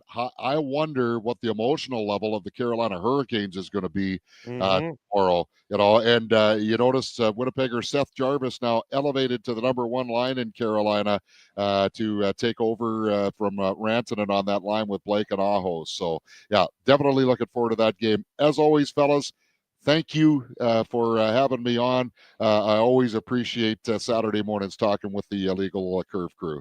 Thanks, Kelly. Be well. Thanks, Have Kelly. a great rest of your day. Kelly Moore, 680 CJOB. Great guy, great friend of the program. When we return, hour number 2 of the Illegal Curve Hockey Show will get started. Much more Jets talk. Craig Button still to come this morning. Lots to come. Don't go anywhere. Drew Mandel, Ezra Ginsburg, Saturday morning, brought to you by our friends at Play Now, Manitoba. It is the Illegal Curve Hockey Show. We want to thank you for not betting with Play Now and choosing our illegal gambling site instead. Because we couldn't afford things like this without your money. So much of your money. Now you might have questions like, Do our profits benefit your community? No. Or bet with Play Now, Manitoba's local legal and secure gambling site. Dining, entertainment, parking, and convenience, all in one spot. City Place is located in the heart of downtown Winnipeg, attached to the Canada Life Centre. Whether you're working, living, or out for a night in the downtown, make City Place your go-to destination before or after the fun finds you. Lunchtime, game time, anytime, visit City Place at 333 St. Mary Avenue, next to Canada Life Center. Holt Dental, the new official dentist of Illegal Curve, has a philosophy rooted in two unyielding principles: genuinely caring about patients and providing outstanding service. Being a patient of Holt Dental means more than just checkups and treatments. It's taking the time to listen and talk to each patient so they can achieve the best long-term health, functionality, and aesthetics for their teeth, mouth, and gums. Conveniently located at Grant Park Festival on Taylor Avenue, Holt Dental is dentistry of the highest quality in a comfortable and relaxed environment. For more information, visit holtdental.ca. Oh, and there's plenty of free parking at the front door, too. Celebrating its 40th year as Winnipeg's home for stand-up comedy, Rumors Restaurant and Comedy Club has recently been named Canada's top comedy club and a top 5 comedy club in North America. From birthday parties to date nights to fundraisers and everything in between, Rumors is your destination for the best and most affordable live entertainment Winnipeg has to offer. For more information on upcoming shows, Rumors' incredible promotions, and to purchase tickets, visit rumorscomedyclub.com. At Boston Pizza, a fast lunch doesn't have to mean fast food. Now you can get a $15 lunch served in just 20 minutes, including your choice of a main, side, and drink. That's right, lunch for $15 at your local Boston Pizza.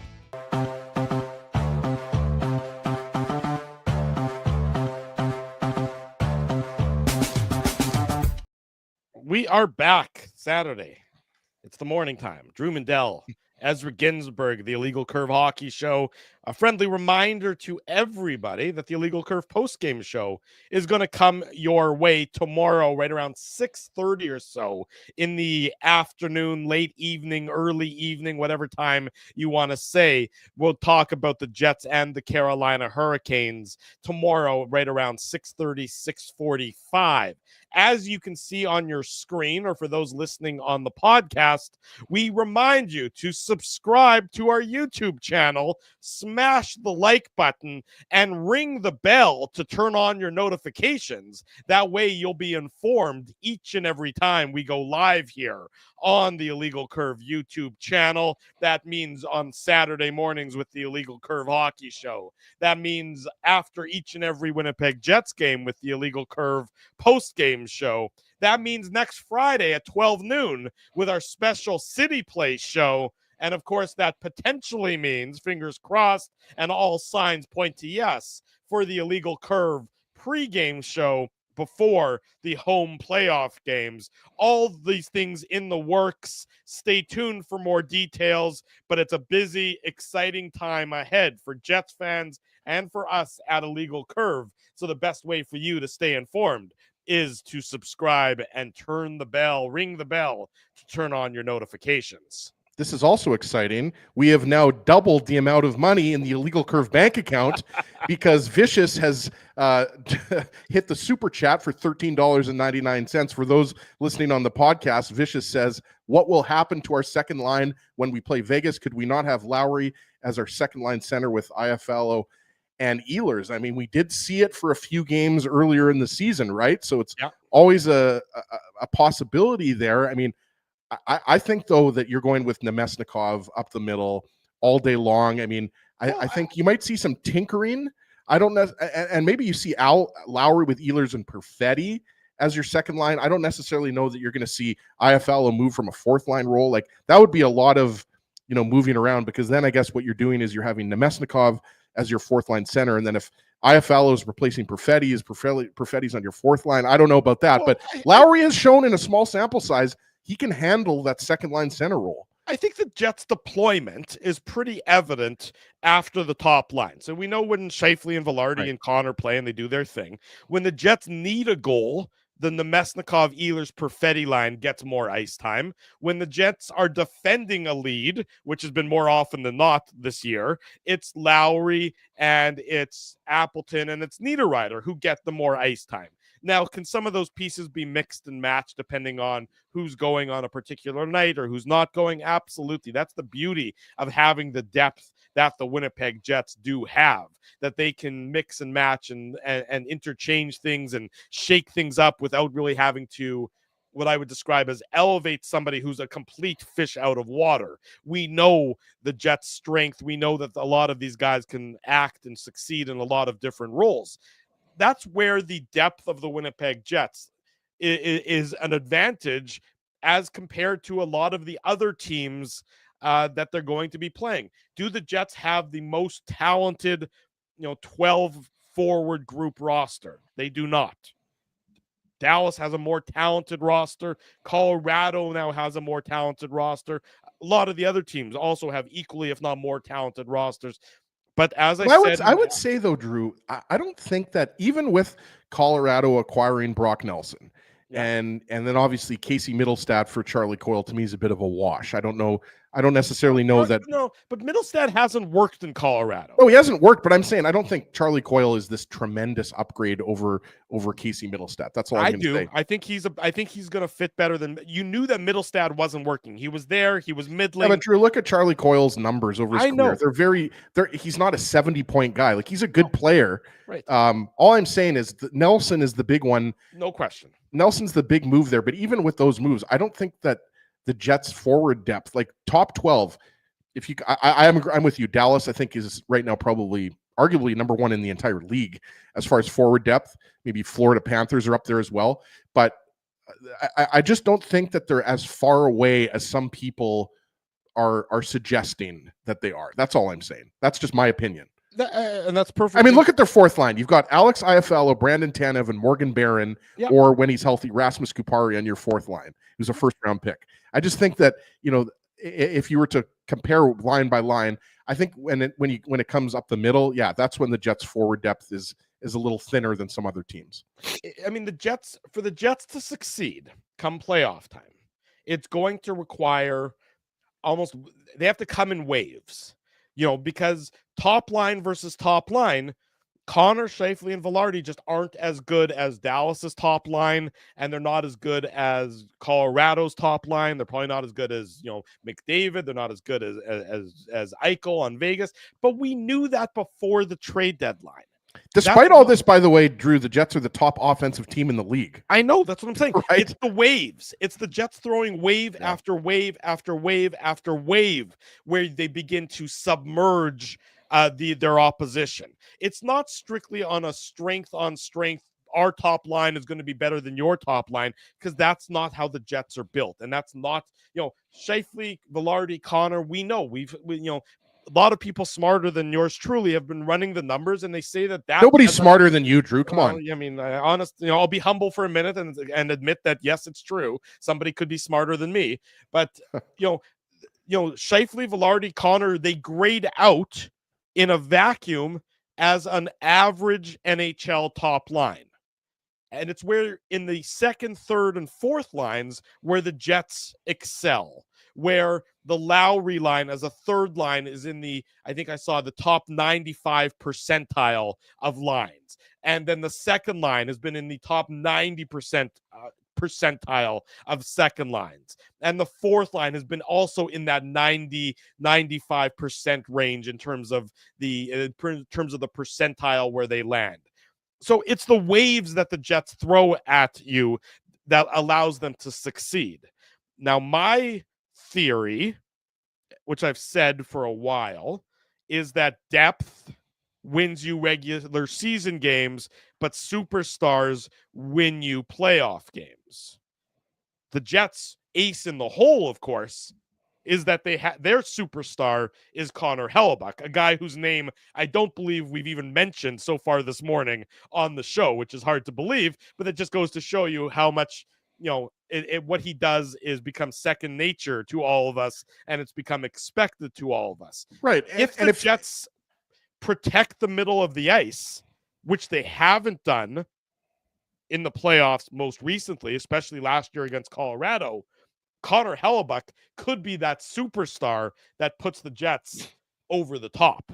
Right, and it's too simplistic, Drew, to say that it's star players or that it's depth players that win around. Or I mean, it's in a long playoff run, depth players obviously factor in every single year, right? Like whether it's the Florida Panthers winning with a guy like Carter Verhaeghe, or it's the Vegas Golden Knights winning with players like Brett Howden and Keegan Colasar.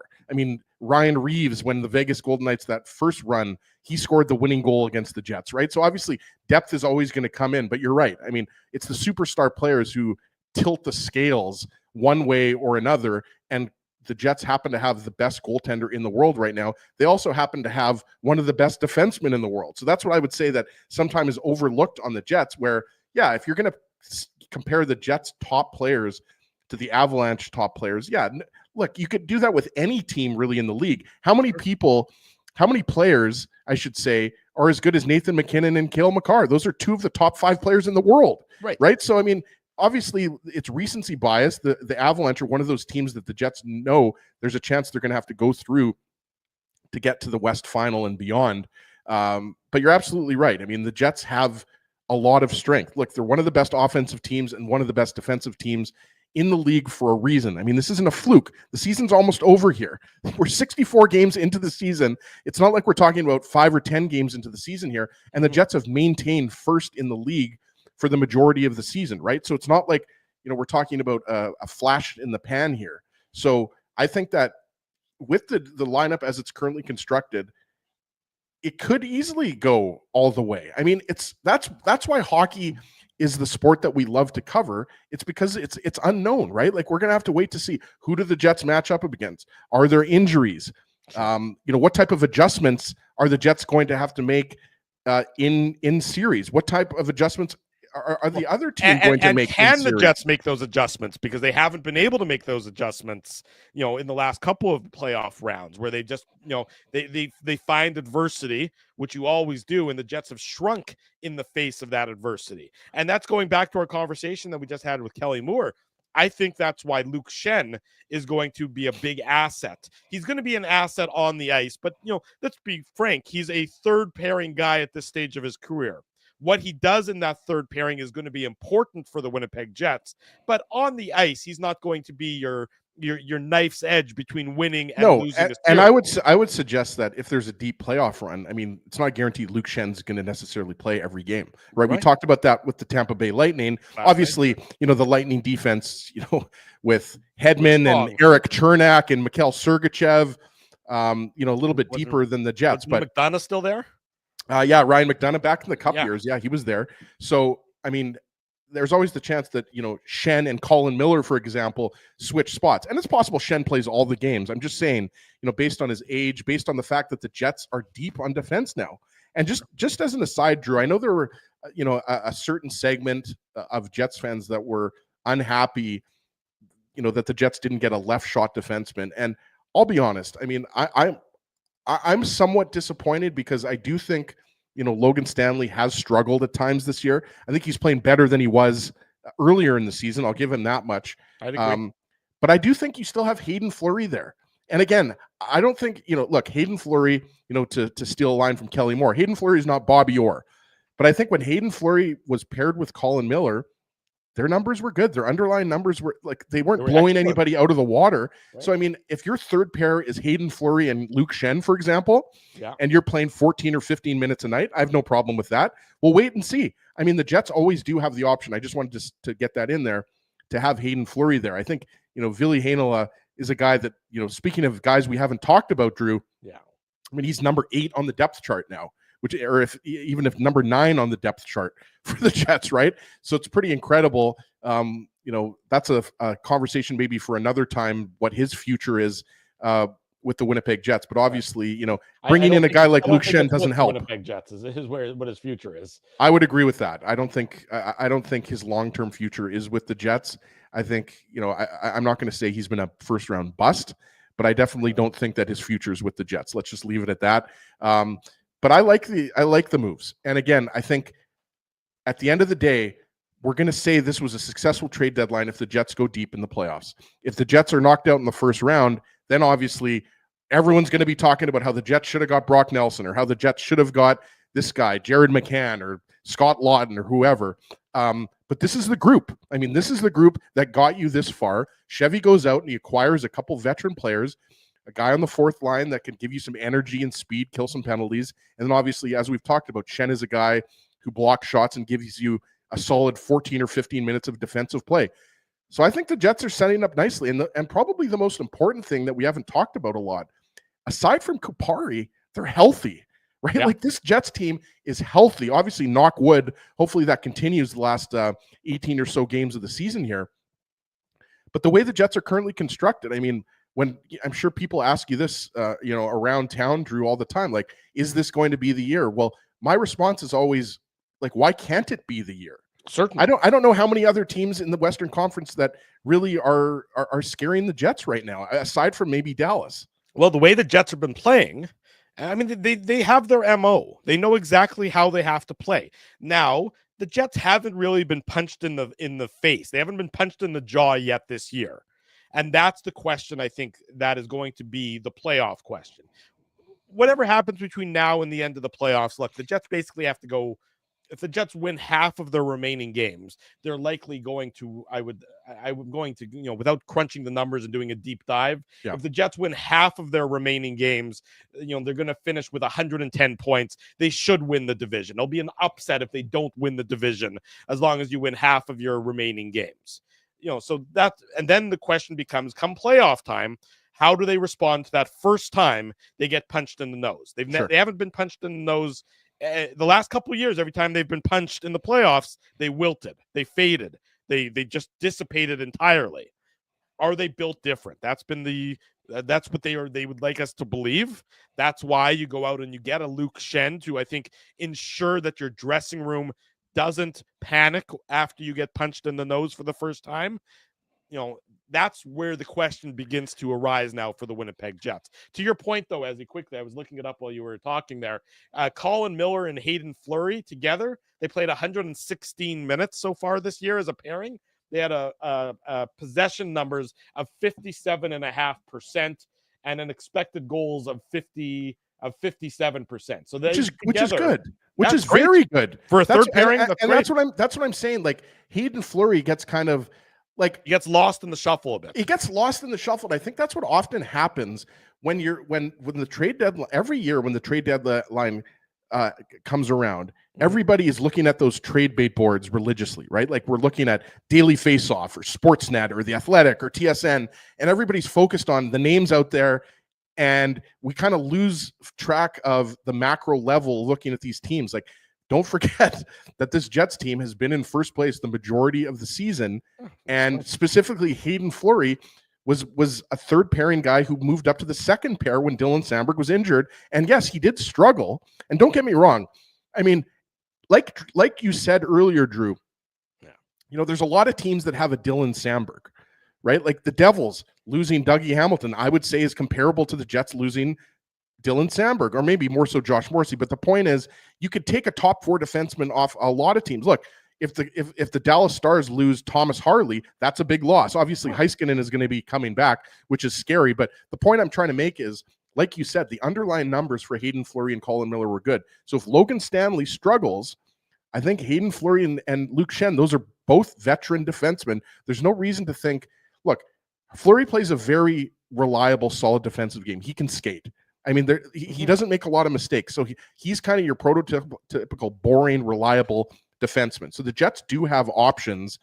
If, for example, that's all I'm trying to say. I think a lot of people were really upset that the Jets didn't bring in a left side defenseman, but I'm kind of over it at this point. Well, I said it last week on the show that, to me, the tea leaves were that the Jets were going to go with Logan Stanley on the left side, that they were going to go with Hayden Fleury, and it wasn't as big of a priority as it may have been earlier in the year, or as a lot of fans hoped, that the Jets would address the left side of the defense. I thought I saw the writing a little bit on the wall there. For whatever reason, Scott Arniel is comfortable in going with Logan Stanley. Whether or not that bites the Jets in the behind, time will tell. But for now, it's clear that Logan Stanley and or Hayden Fleury are going to be the drivers on the third pairing left side. And then likely it's Luke Shen, Colin Miller on the right side moving forward come playoff time. Craig Button is set to join us momentarily, so we'll take an early commercial break and come back and be commercial free from now until the top of the hour. The Illegal Curve Hockey Show presented by Play Now. It rolls on this Saturday morning. We want to thank you for not betting with Play Now and choosing our illegal gambling site instead. Because we couldn't afford things like this without your money. So much of your money. Now you might have questions like, Do our profits benefit your community? No. Or bet with Play Now, Manitoba's local legal and secure gambling site. Dining, entertainment, parking, and convenience, all in one spot. City Place is located in the heart of downtown Winnipeg, attached to the Canada Life Centre. Whether you're working, living, or out for a night in the downtown, make City Place your go-to destination before or after the fun finds you. Lunchtime, game time, anytime, visit City Place at 333 St. Mary Avenue, next to Canada Life Centre. Holt Dental, the new official dentist of Illegal Curve, has a philosophy rooted in two unyielding principles: genuinely caring about patients and providing outstanding service. Being a patient of Holt Dental means more than just checkups and treatments. It's taking the time to listen and talk to each patient so they can achieve the best long-term health, functionality, and aesthetics for their teeth, mouth, and gums. Conveniently located at Grant Park Festival on Taylor Avenue, Holt Dental is dentistry of the highest quality in a comfortable and relaxed environment. For more information, visit holtdental.ca. Oh, and there's plenty of free parking at the front door, too. Celebrating its 40th year as Winnipeg's home for stand-up comedy, Rumors Restaurant and Comedy Club has recently been named Canada's top comedy club and a top 5 comedy club in North America. From birthday parties to date nights to fundraisers and everything in between, Rumors is your destination for the best and most affordable live entertainment Winnipeg has to offer. For more information on upcoming shows, Rumors' incredible promotions, and to purchase tickets, visit rumorscomedyclub.com. At Boston Pizza, a fast lunch doesn't have to mean fast food. Now you can get a $15 lunch served in just 20 minutes, including your choice of a main, side, and drink. That's right, lunch for $15 at your local Boston Pizza.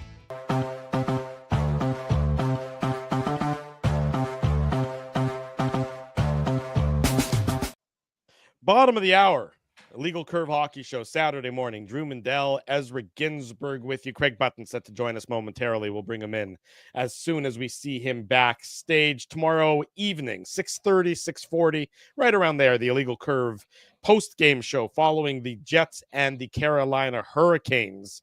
And a lot of the talk this week on the show leading up to the trade deadline is about asset management. I think everybody should actually learn about asset management from Carolina Hurricanes forward, former Winnipeg Jets forward, Jack Roslovic. As many people know, Jack Roslovic was wearing number 96 for the Carolina Hurricanes. He gave it up to Mikko Rantanen in exchange for a Rolex, as well as some other goodies.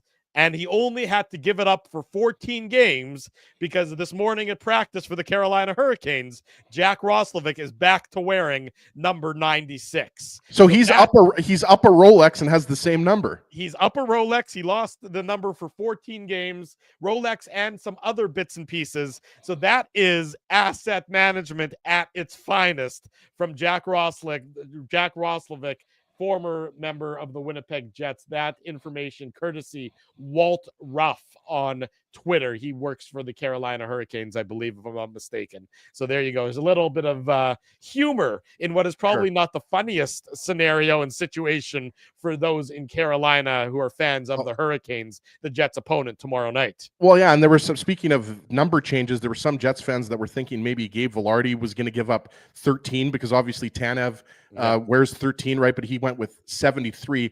Not a number you see very often. If you were to look at around the NHL, the amount of guys that have worn number 73, there's not a lot.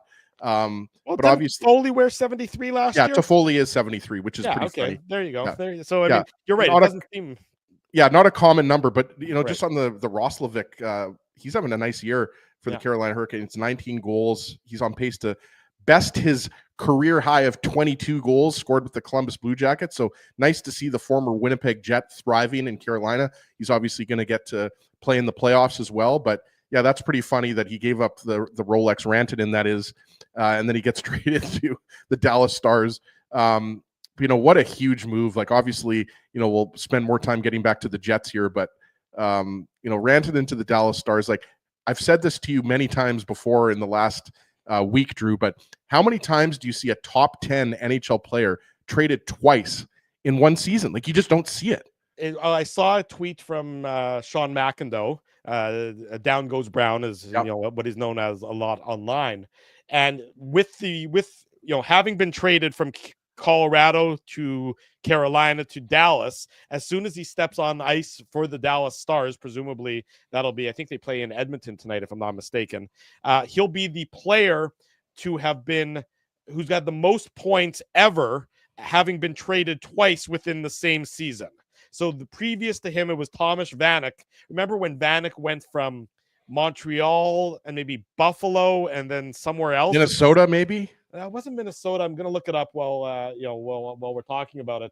But he had something like 68 points when he was traded 3 times in one season, or twice in one season. It was Montreal, the Islanders, and Buffalo. There you go. That's what it was. Montreal, the Islanders, and Buffalo, and he had 68 points. And Rantanen has already got 70 points this year, so he's going to best that, and he'll go into the. I don't remember Vanek ever playing for Montreal. Probably because it was for 5 games, but I definitely don't remember that. I mean, he was that year. That was 2013. 2013-14. So that's going back 12 years. But yeah, that was.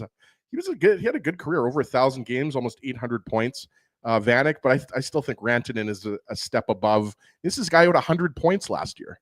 Yeah, I mean, he's a superstar player. There's no question. I mean, that's what he's that's what he is in the NHL. So if you're the Carolina Hurricanes, from that perspective, you have to wonder, what was the and we don't know the answer, but I have to wonder, did the ownership, Tom Dundon, go to the general manager and say, you must trade Mikko Rantanen if he's not going to sign a contract here?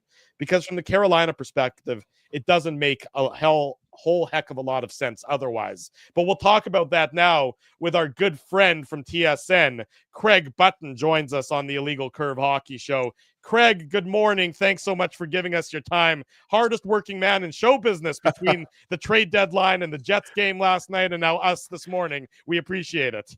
Well, don't forget about the Montreal Canadiens game on Thursday night in Edmonton. I broadcast that game, flew on the red eye to Toronto, did the trade deadline, and then jumped on to do the Jets on Friday night. Hey, it's all in a day's work, they call it, Drew. And we appreciate you extending that work into Saturday morning to join us. Craig, obviously we've spent the last 90 minutes or so, and last night on our post-game show, talking about the moves the Jets made, where the improvements were on the margins as opposed to being the superstar splashy, acquisitions that we saw in Dallas and that we saw in Colorado. When you look at the Jets' performance last night, and then you factor in what they did at the trade deadline, is this a team that's now sort of maybe even further galvanized by the nobody believes in us mantra that, we heard after the trade deadline, where people were saying the Winnipeg Jets are no longer a favorite because of what they didn't do at the deadline? Yeah, what's interesting, my first comment is that you're trying to improve your team in different areas, right? like I really believe getting Luke Schen's a really important check mark in one of the important boxes. You know, you have Dylan DeMello and you have Neil Pionk on the right side. They don't have somebody that can back up those guys. Luke Schen's a really capable, heavy, hard third pair right shot defenseman. He's he's hard to play against, and you can filter him through different parts of your blue line. I think that's a really significant addition. Is it sexy? I guess it's not sexy like Rantanen or those players. I get it, but you're trying to improve your team, and I think that was a significant. I really think that's being downplayed, that people don't understand how. I think that's a really important addition. I've been talking about a player like David Savard. He wasn't going to become available. Luke Schenn is not just a nice backup plan. Luke Schenn's everything that David Savard is. So there's nothing, absolutely zero wrong. I guess I got to ask the question to you guys, and you don't have to answer it right now. What was Barry Trotz thinking about? Like, why didn't he just deal directly with the Winnipeg Jets? Anyway, that's left for another day. Now you go Brandon Tanev. Brandon Tanev. The penalty killing is decent.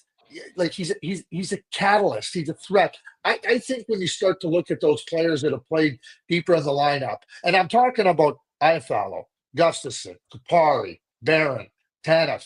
The playoffs are about who can go the hardest, the longest. Tanev's going to help you in that regard. Kupari's out right now. He fills in. So those are my two comments there. I don't think anybody would look at the Winnipeg Jets and say this isn't an excellent team, because they are. They are. Full stop. But you're always trying to look at what you can do to try to strengthen your team a little bit more. And I don't think it's just the second line center. I think just a winger that was a little bit bigger would have been a nice fit. I get it. Like, and people say Kevin Cheveldayoff, well, he's not aggressive. Well, I don't know. Monahan and Toffoli last year, that's not aggressive.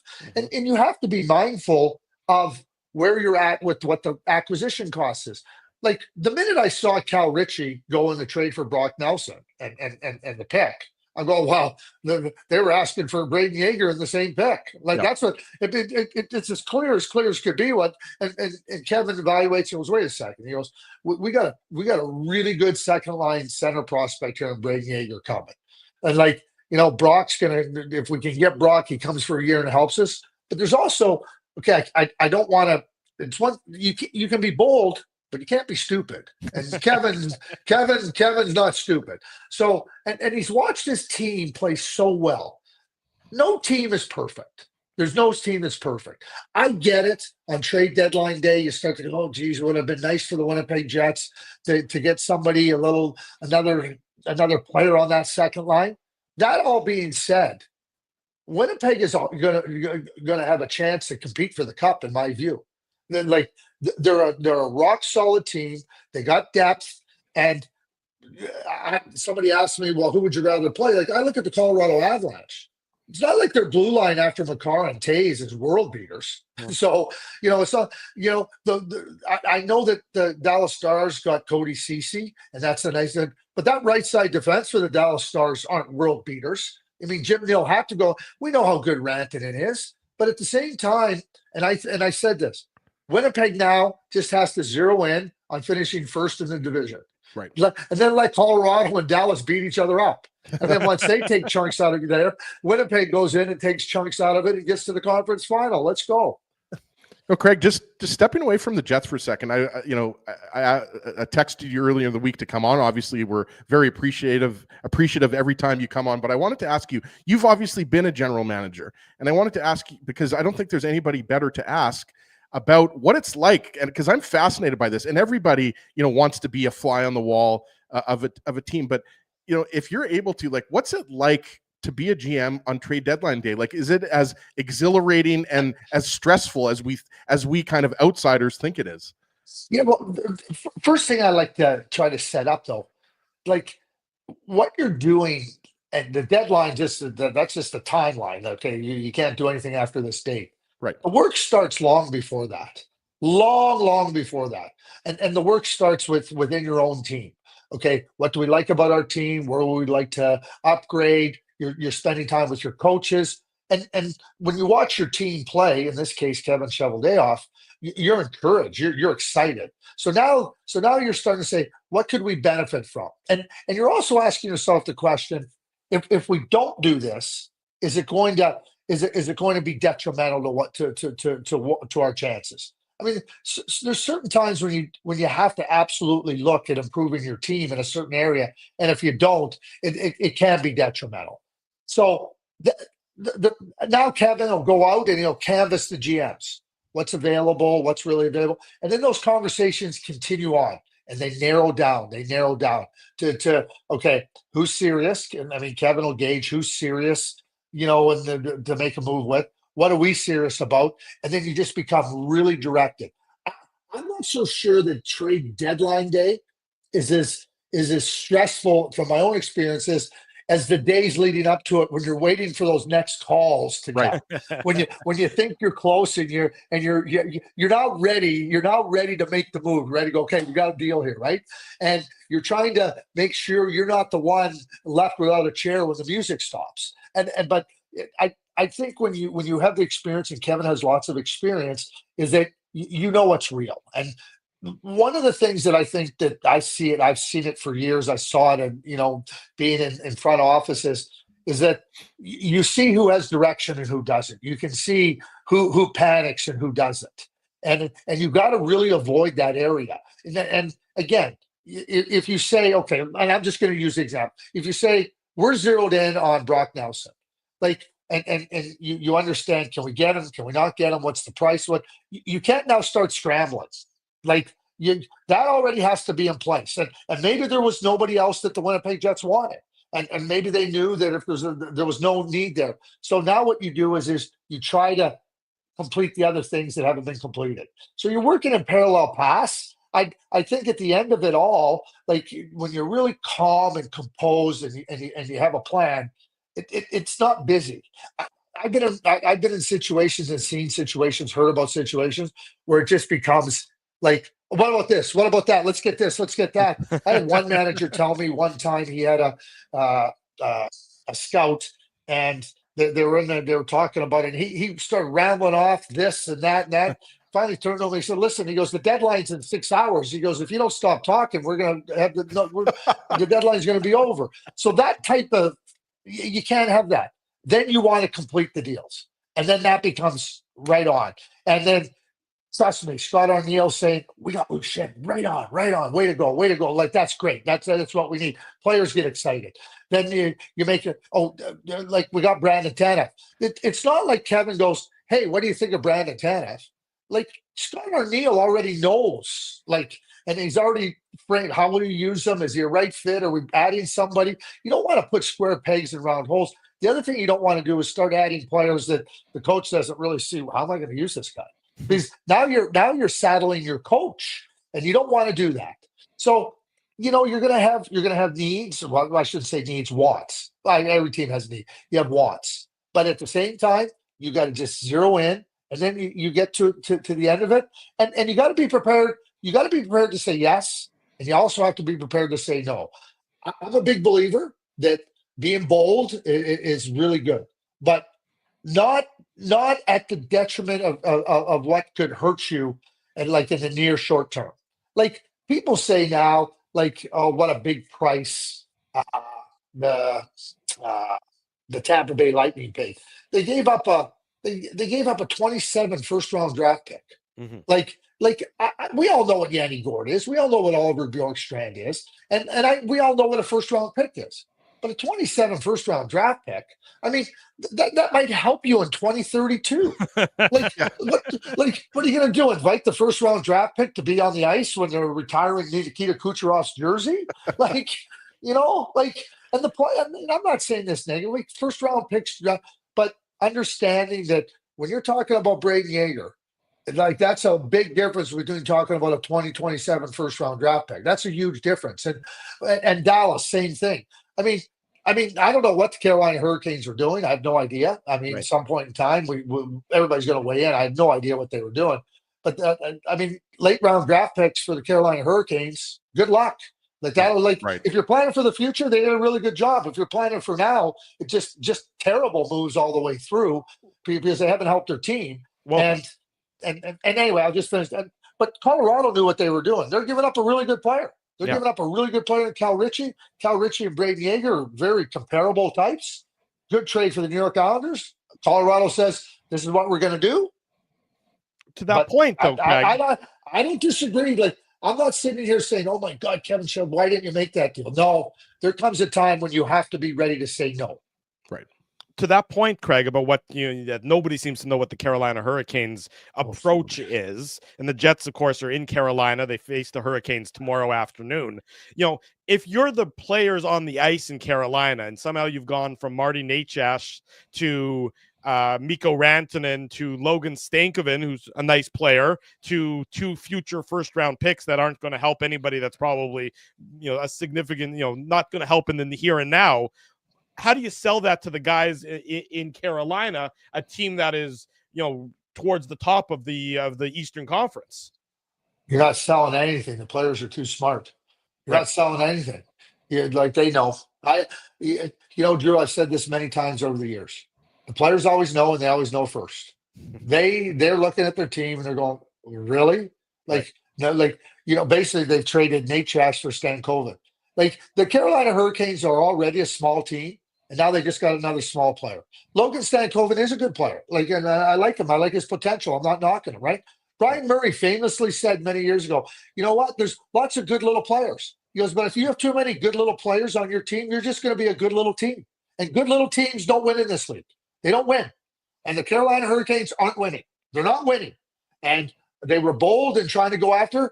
And then I think they panicked. Oh, my God, we better get something for Mikko Rantanen. Okay. Then why did you make the move in the first place? Why did you make the move in the first place? And again, not smart. Not like I've said it publicly. I don't get it. I don't think it was very smart what they did. And to your point, it creates doubt from the dressing room. And when you create doubt from the dressing room in the front office, that is not a good place to be if you're the manager. Craig, we were talking about this last week, obviously, before the Jets acquired Luke Schenn.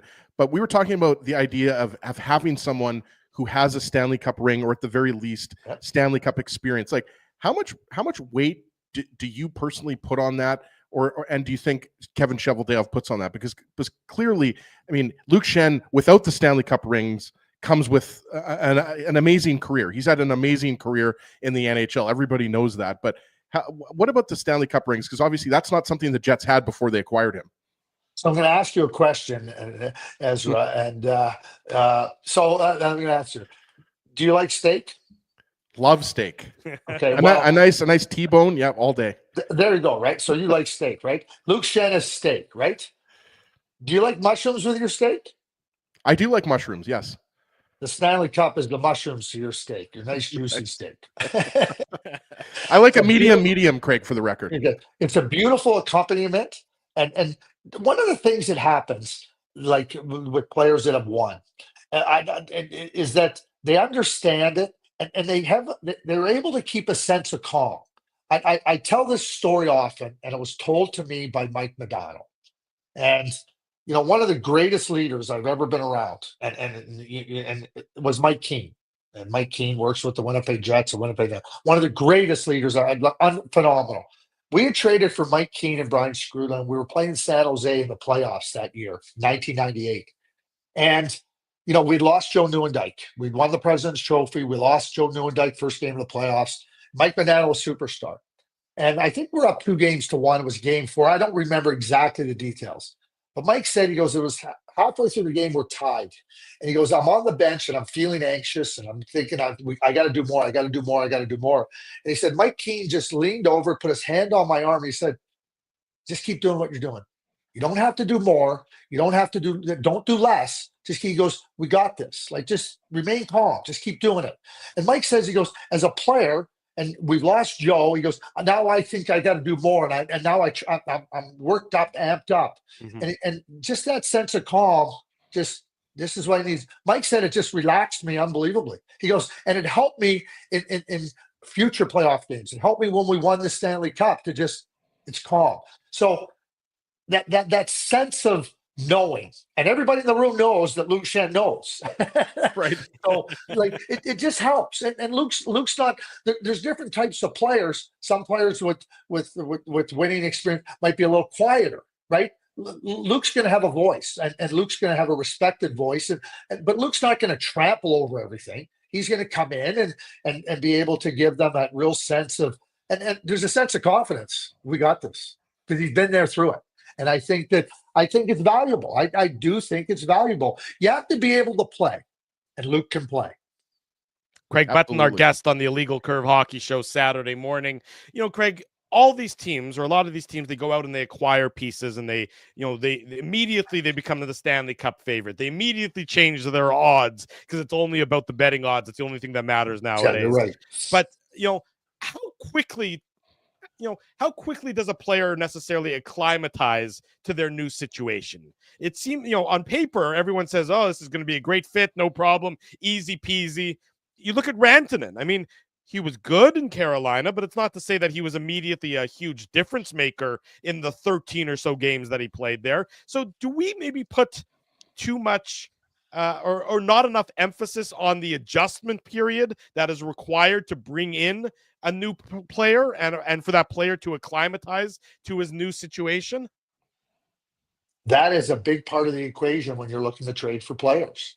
Yeah, one of the other things that I'll say about the Colorado Avalanche, Brock Nelson's played for one organization his entire career. Sure. One.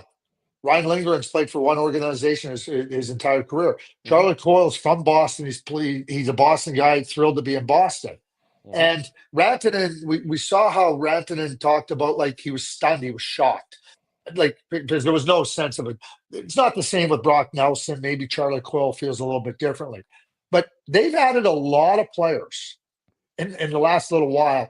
So now, not only do you have to acclimate to your new team and new style of play and what you're doing, you also have to adjust to the family situation. Okay, where's my family? What am I doing? How am I going to fit in here? What's my role? Like Brock Nelson knows what his role is, but what's my role? Where's my place on the team? That takes time. And sometimes it goes quicker. Sometimes it takes a little bit longer. I'm a believer that you can make moves. I look at Colorado and go, did they make too many moves? Well, 5 new forwards in their 12. Right. I mean, that's turning over half your team. And I think that's something we're going to have to watch, right? Because there's the other part of this too. Who's displaced? Sure. And I'm not talking about the players that left, but who got displaced in their time on ice and their role in playing? Who's this? Like, so you're not just dealing with the new players coming in. You're also, what's my place now? Right. And the more players you have to deal with that, the more the coach is involved in, okay, where does it fit and everything, and trying to figure out. And sometimes it's better to have a player depart fully than to have a player displaced in the lineup, because that becomes now a factor to consider. Kelly, I wanted to ask you, Craig, sorry, we had Kelly Moore of CJOB on earlier, and we were talking Kelly's a great guy, so you can call me Kelly anytime. Oh, no. I was going to call you by your name. Yeah, that's true. You can call me whatever you want to, Craig. But, I mean, we were talking about this, and his point was that one of the reasons why he thinks maybe the Jets didn't acquire a 2C, or maybe the reason why they're not going to be hurting as much, is because of the fact that Gabe Vilardi and Cole Perfetti have been healthy and having career years. What do you kind of think about that? Obviously, the Jets were in on Brock Nelson, but how do you think that does that, I guess, ease your worries a little bit about the Jets, knowing that Perfetti and Vilardi have had the seasons that they've had? Obviously, Perfetti had the slump earlier in the year, but he's turned it around. He's playing the best hockey of his young career. He really is. And one of the things too, that when we talk about the Winnipeg Jets and we talk about, career years and what you're trying to do, right? You're evaluating your players. Gabe Vilardi, Nick Ehlers is having a heck of a season. We know what Vladimir Namestnikov's done. And, one of the things I've tried to be very careful of is, like, again, displacing Vladimir Namestnikov. So you go get a second line center, right? Like, where does he go? Like it's great for me to say that Vladdy can play anywhere in your lineup, but he's had a really important role on the top team in the NHL this year. So how does he feel when you move him out? And then Kevin's considering that, talking to Scott O'Neill and the coaching staff, and they're going, do we really want to disrupt that? So these are all factors that come in. Gabe's been, that top line's outstanding. The third line's outstanding. The bottom players that are playing. Alex Iafallo, when you talk about a true Swiss Army knife, with all due respect to Nino Niederreiter, Alex Iafallo fits that. There's another thing too. Alex Iafallo's embraced where he's at. What you don't want to do is you don't want to have players that have embraced what they're doing. You're asking young players to grow. Last year, Cole got displaced, probably because he needed to be displaced.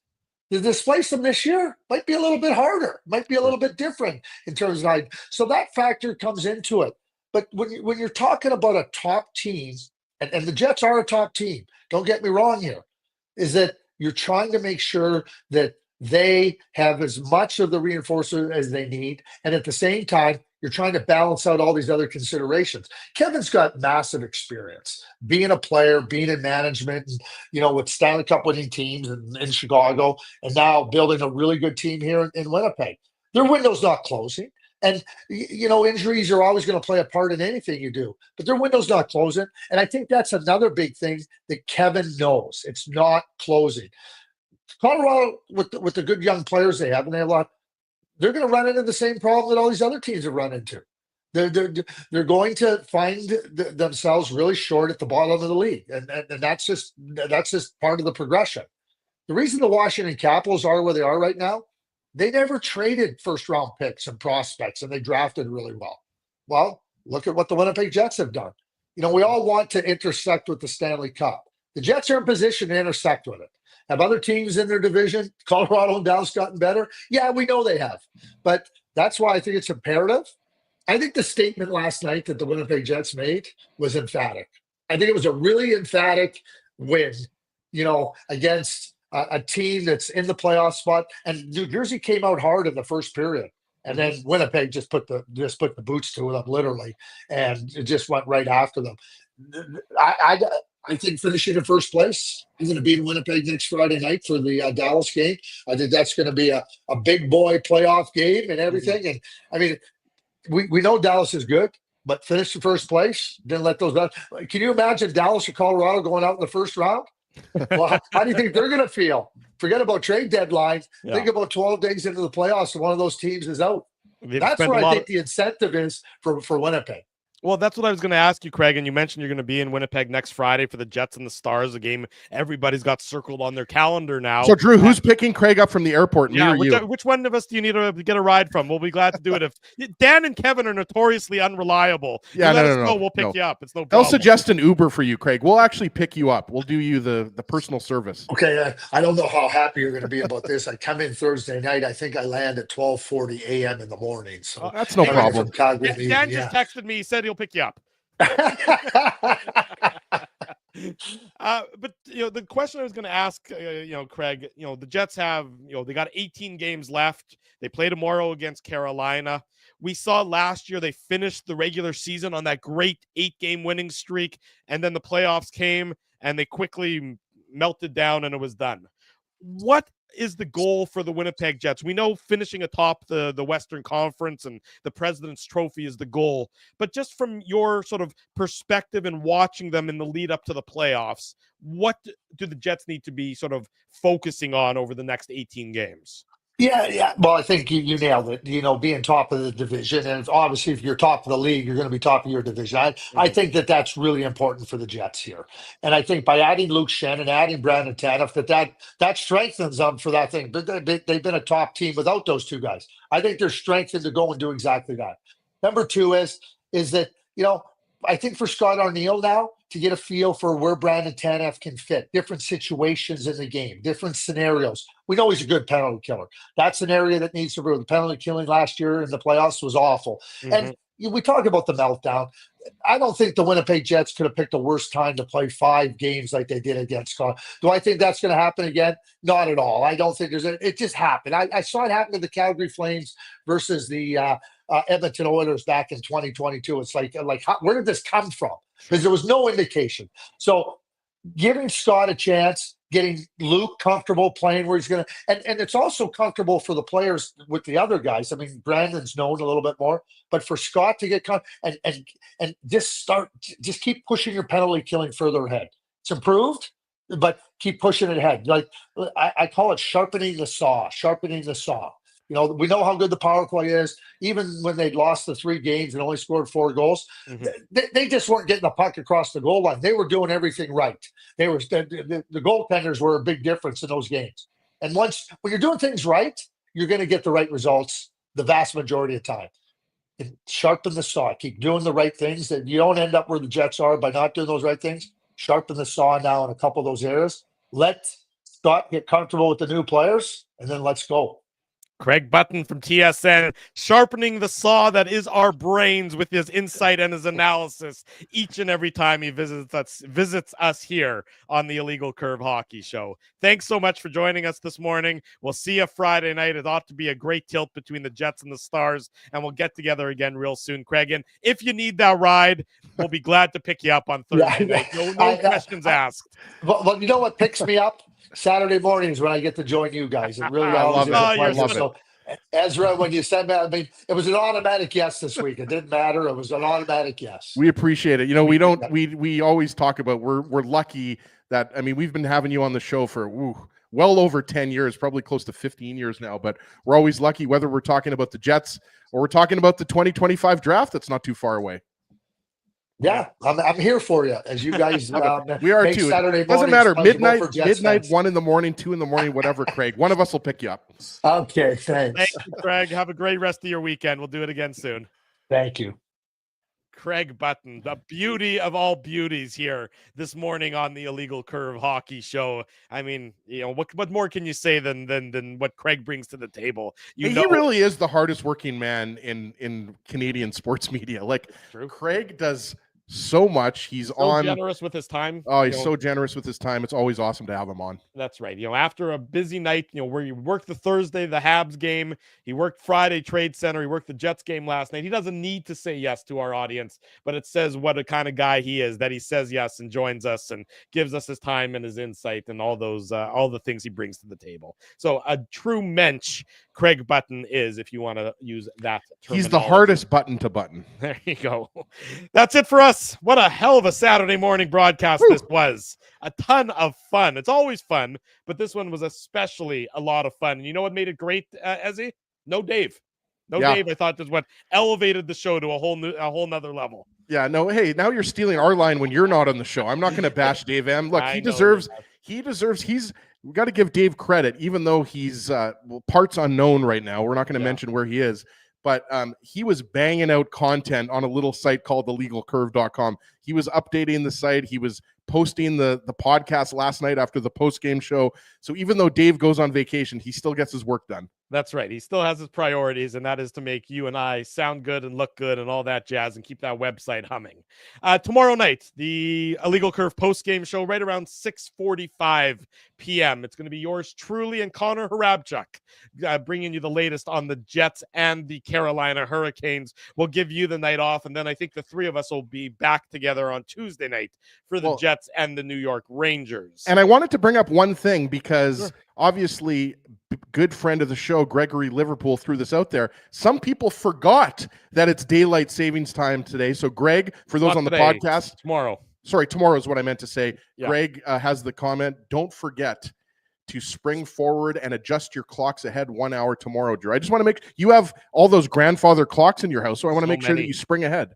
I will change the clocks accordingly. Thank you to everybody for that reminder. And thanks to all of you for joining us this morning on the Illegal Curve Hockey Show. If you haven't already done so, subscribe to the YouTube channel, smash the like button, and ring the bell to turn on your notifications so that we go live. When we go live, you get notified. That's going to be tomorrow night with the Illegal Curve post-game show, Tuesday night, and then, of course, again, Saturday morning with the Illegal Curve Hockey Show like we do each and every Saturday. Big thank you to the sponsors. They make the show a possibility. That's our friends at Rumors Restaurant and Comedy Club. Play Now. They're the title sponsor of the program. Holt Dental, Boston Pizza, City Place, and Seagram's support these fine businesses because of their continued support of illegal curve hockey. We all miss Dave too, Linda. Linda put a comment up saying, great show, but she did miss Dave, and we all did miss Dave. He'll be back next week for another edition of this program. Is Linda Until Justin's sister? I think it is Justin's sister. Yes, you think she might have something better to do, but I think she's Justin's sister. But I guess he's retiring as prime minister or whatever, so maybe he's tuned into the show as well. We don't need to talk politics. I'm not even going there, folks. Don't even start it off. I'm not going there whatsoever. Big thanks to all of you for joining us. Big thanks to everyone for tuning in this Saturday morning. Until the post-game show tomorrow night, we remind you that if it's Saturday, it's the Illegal Curve Hockey Show live on our YouTube channel.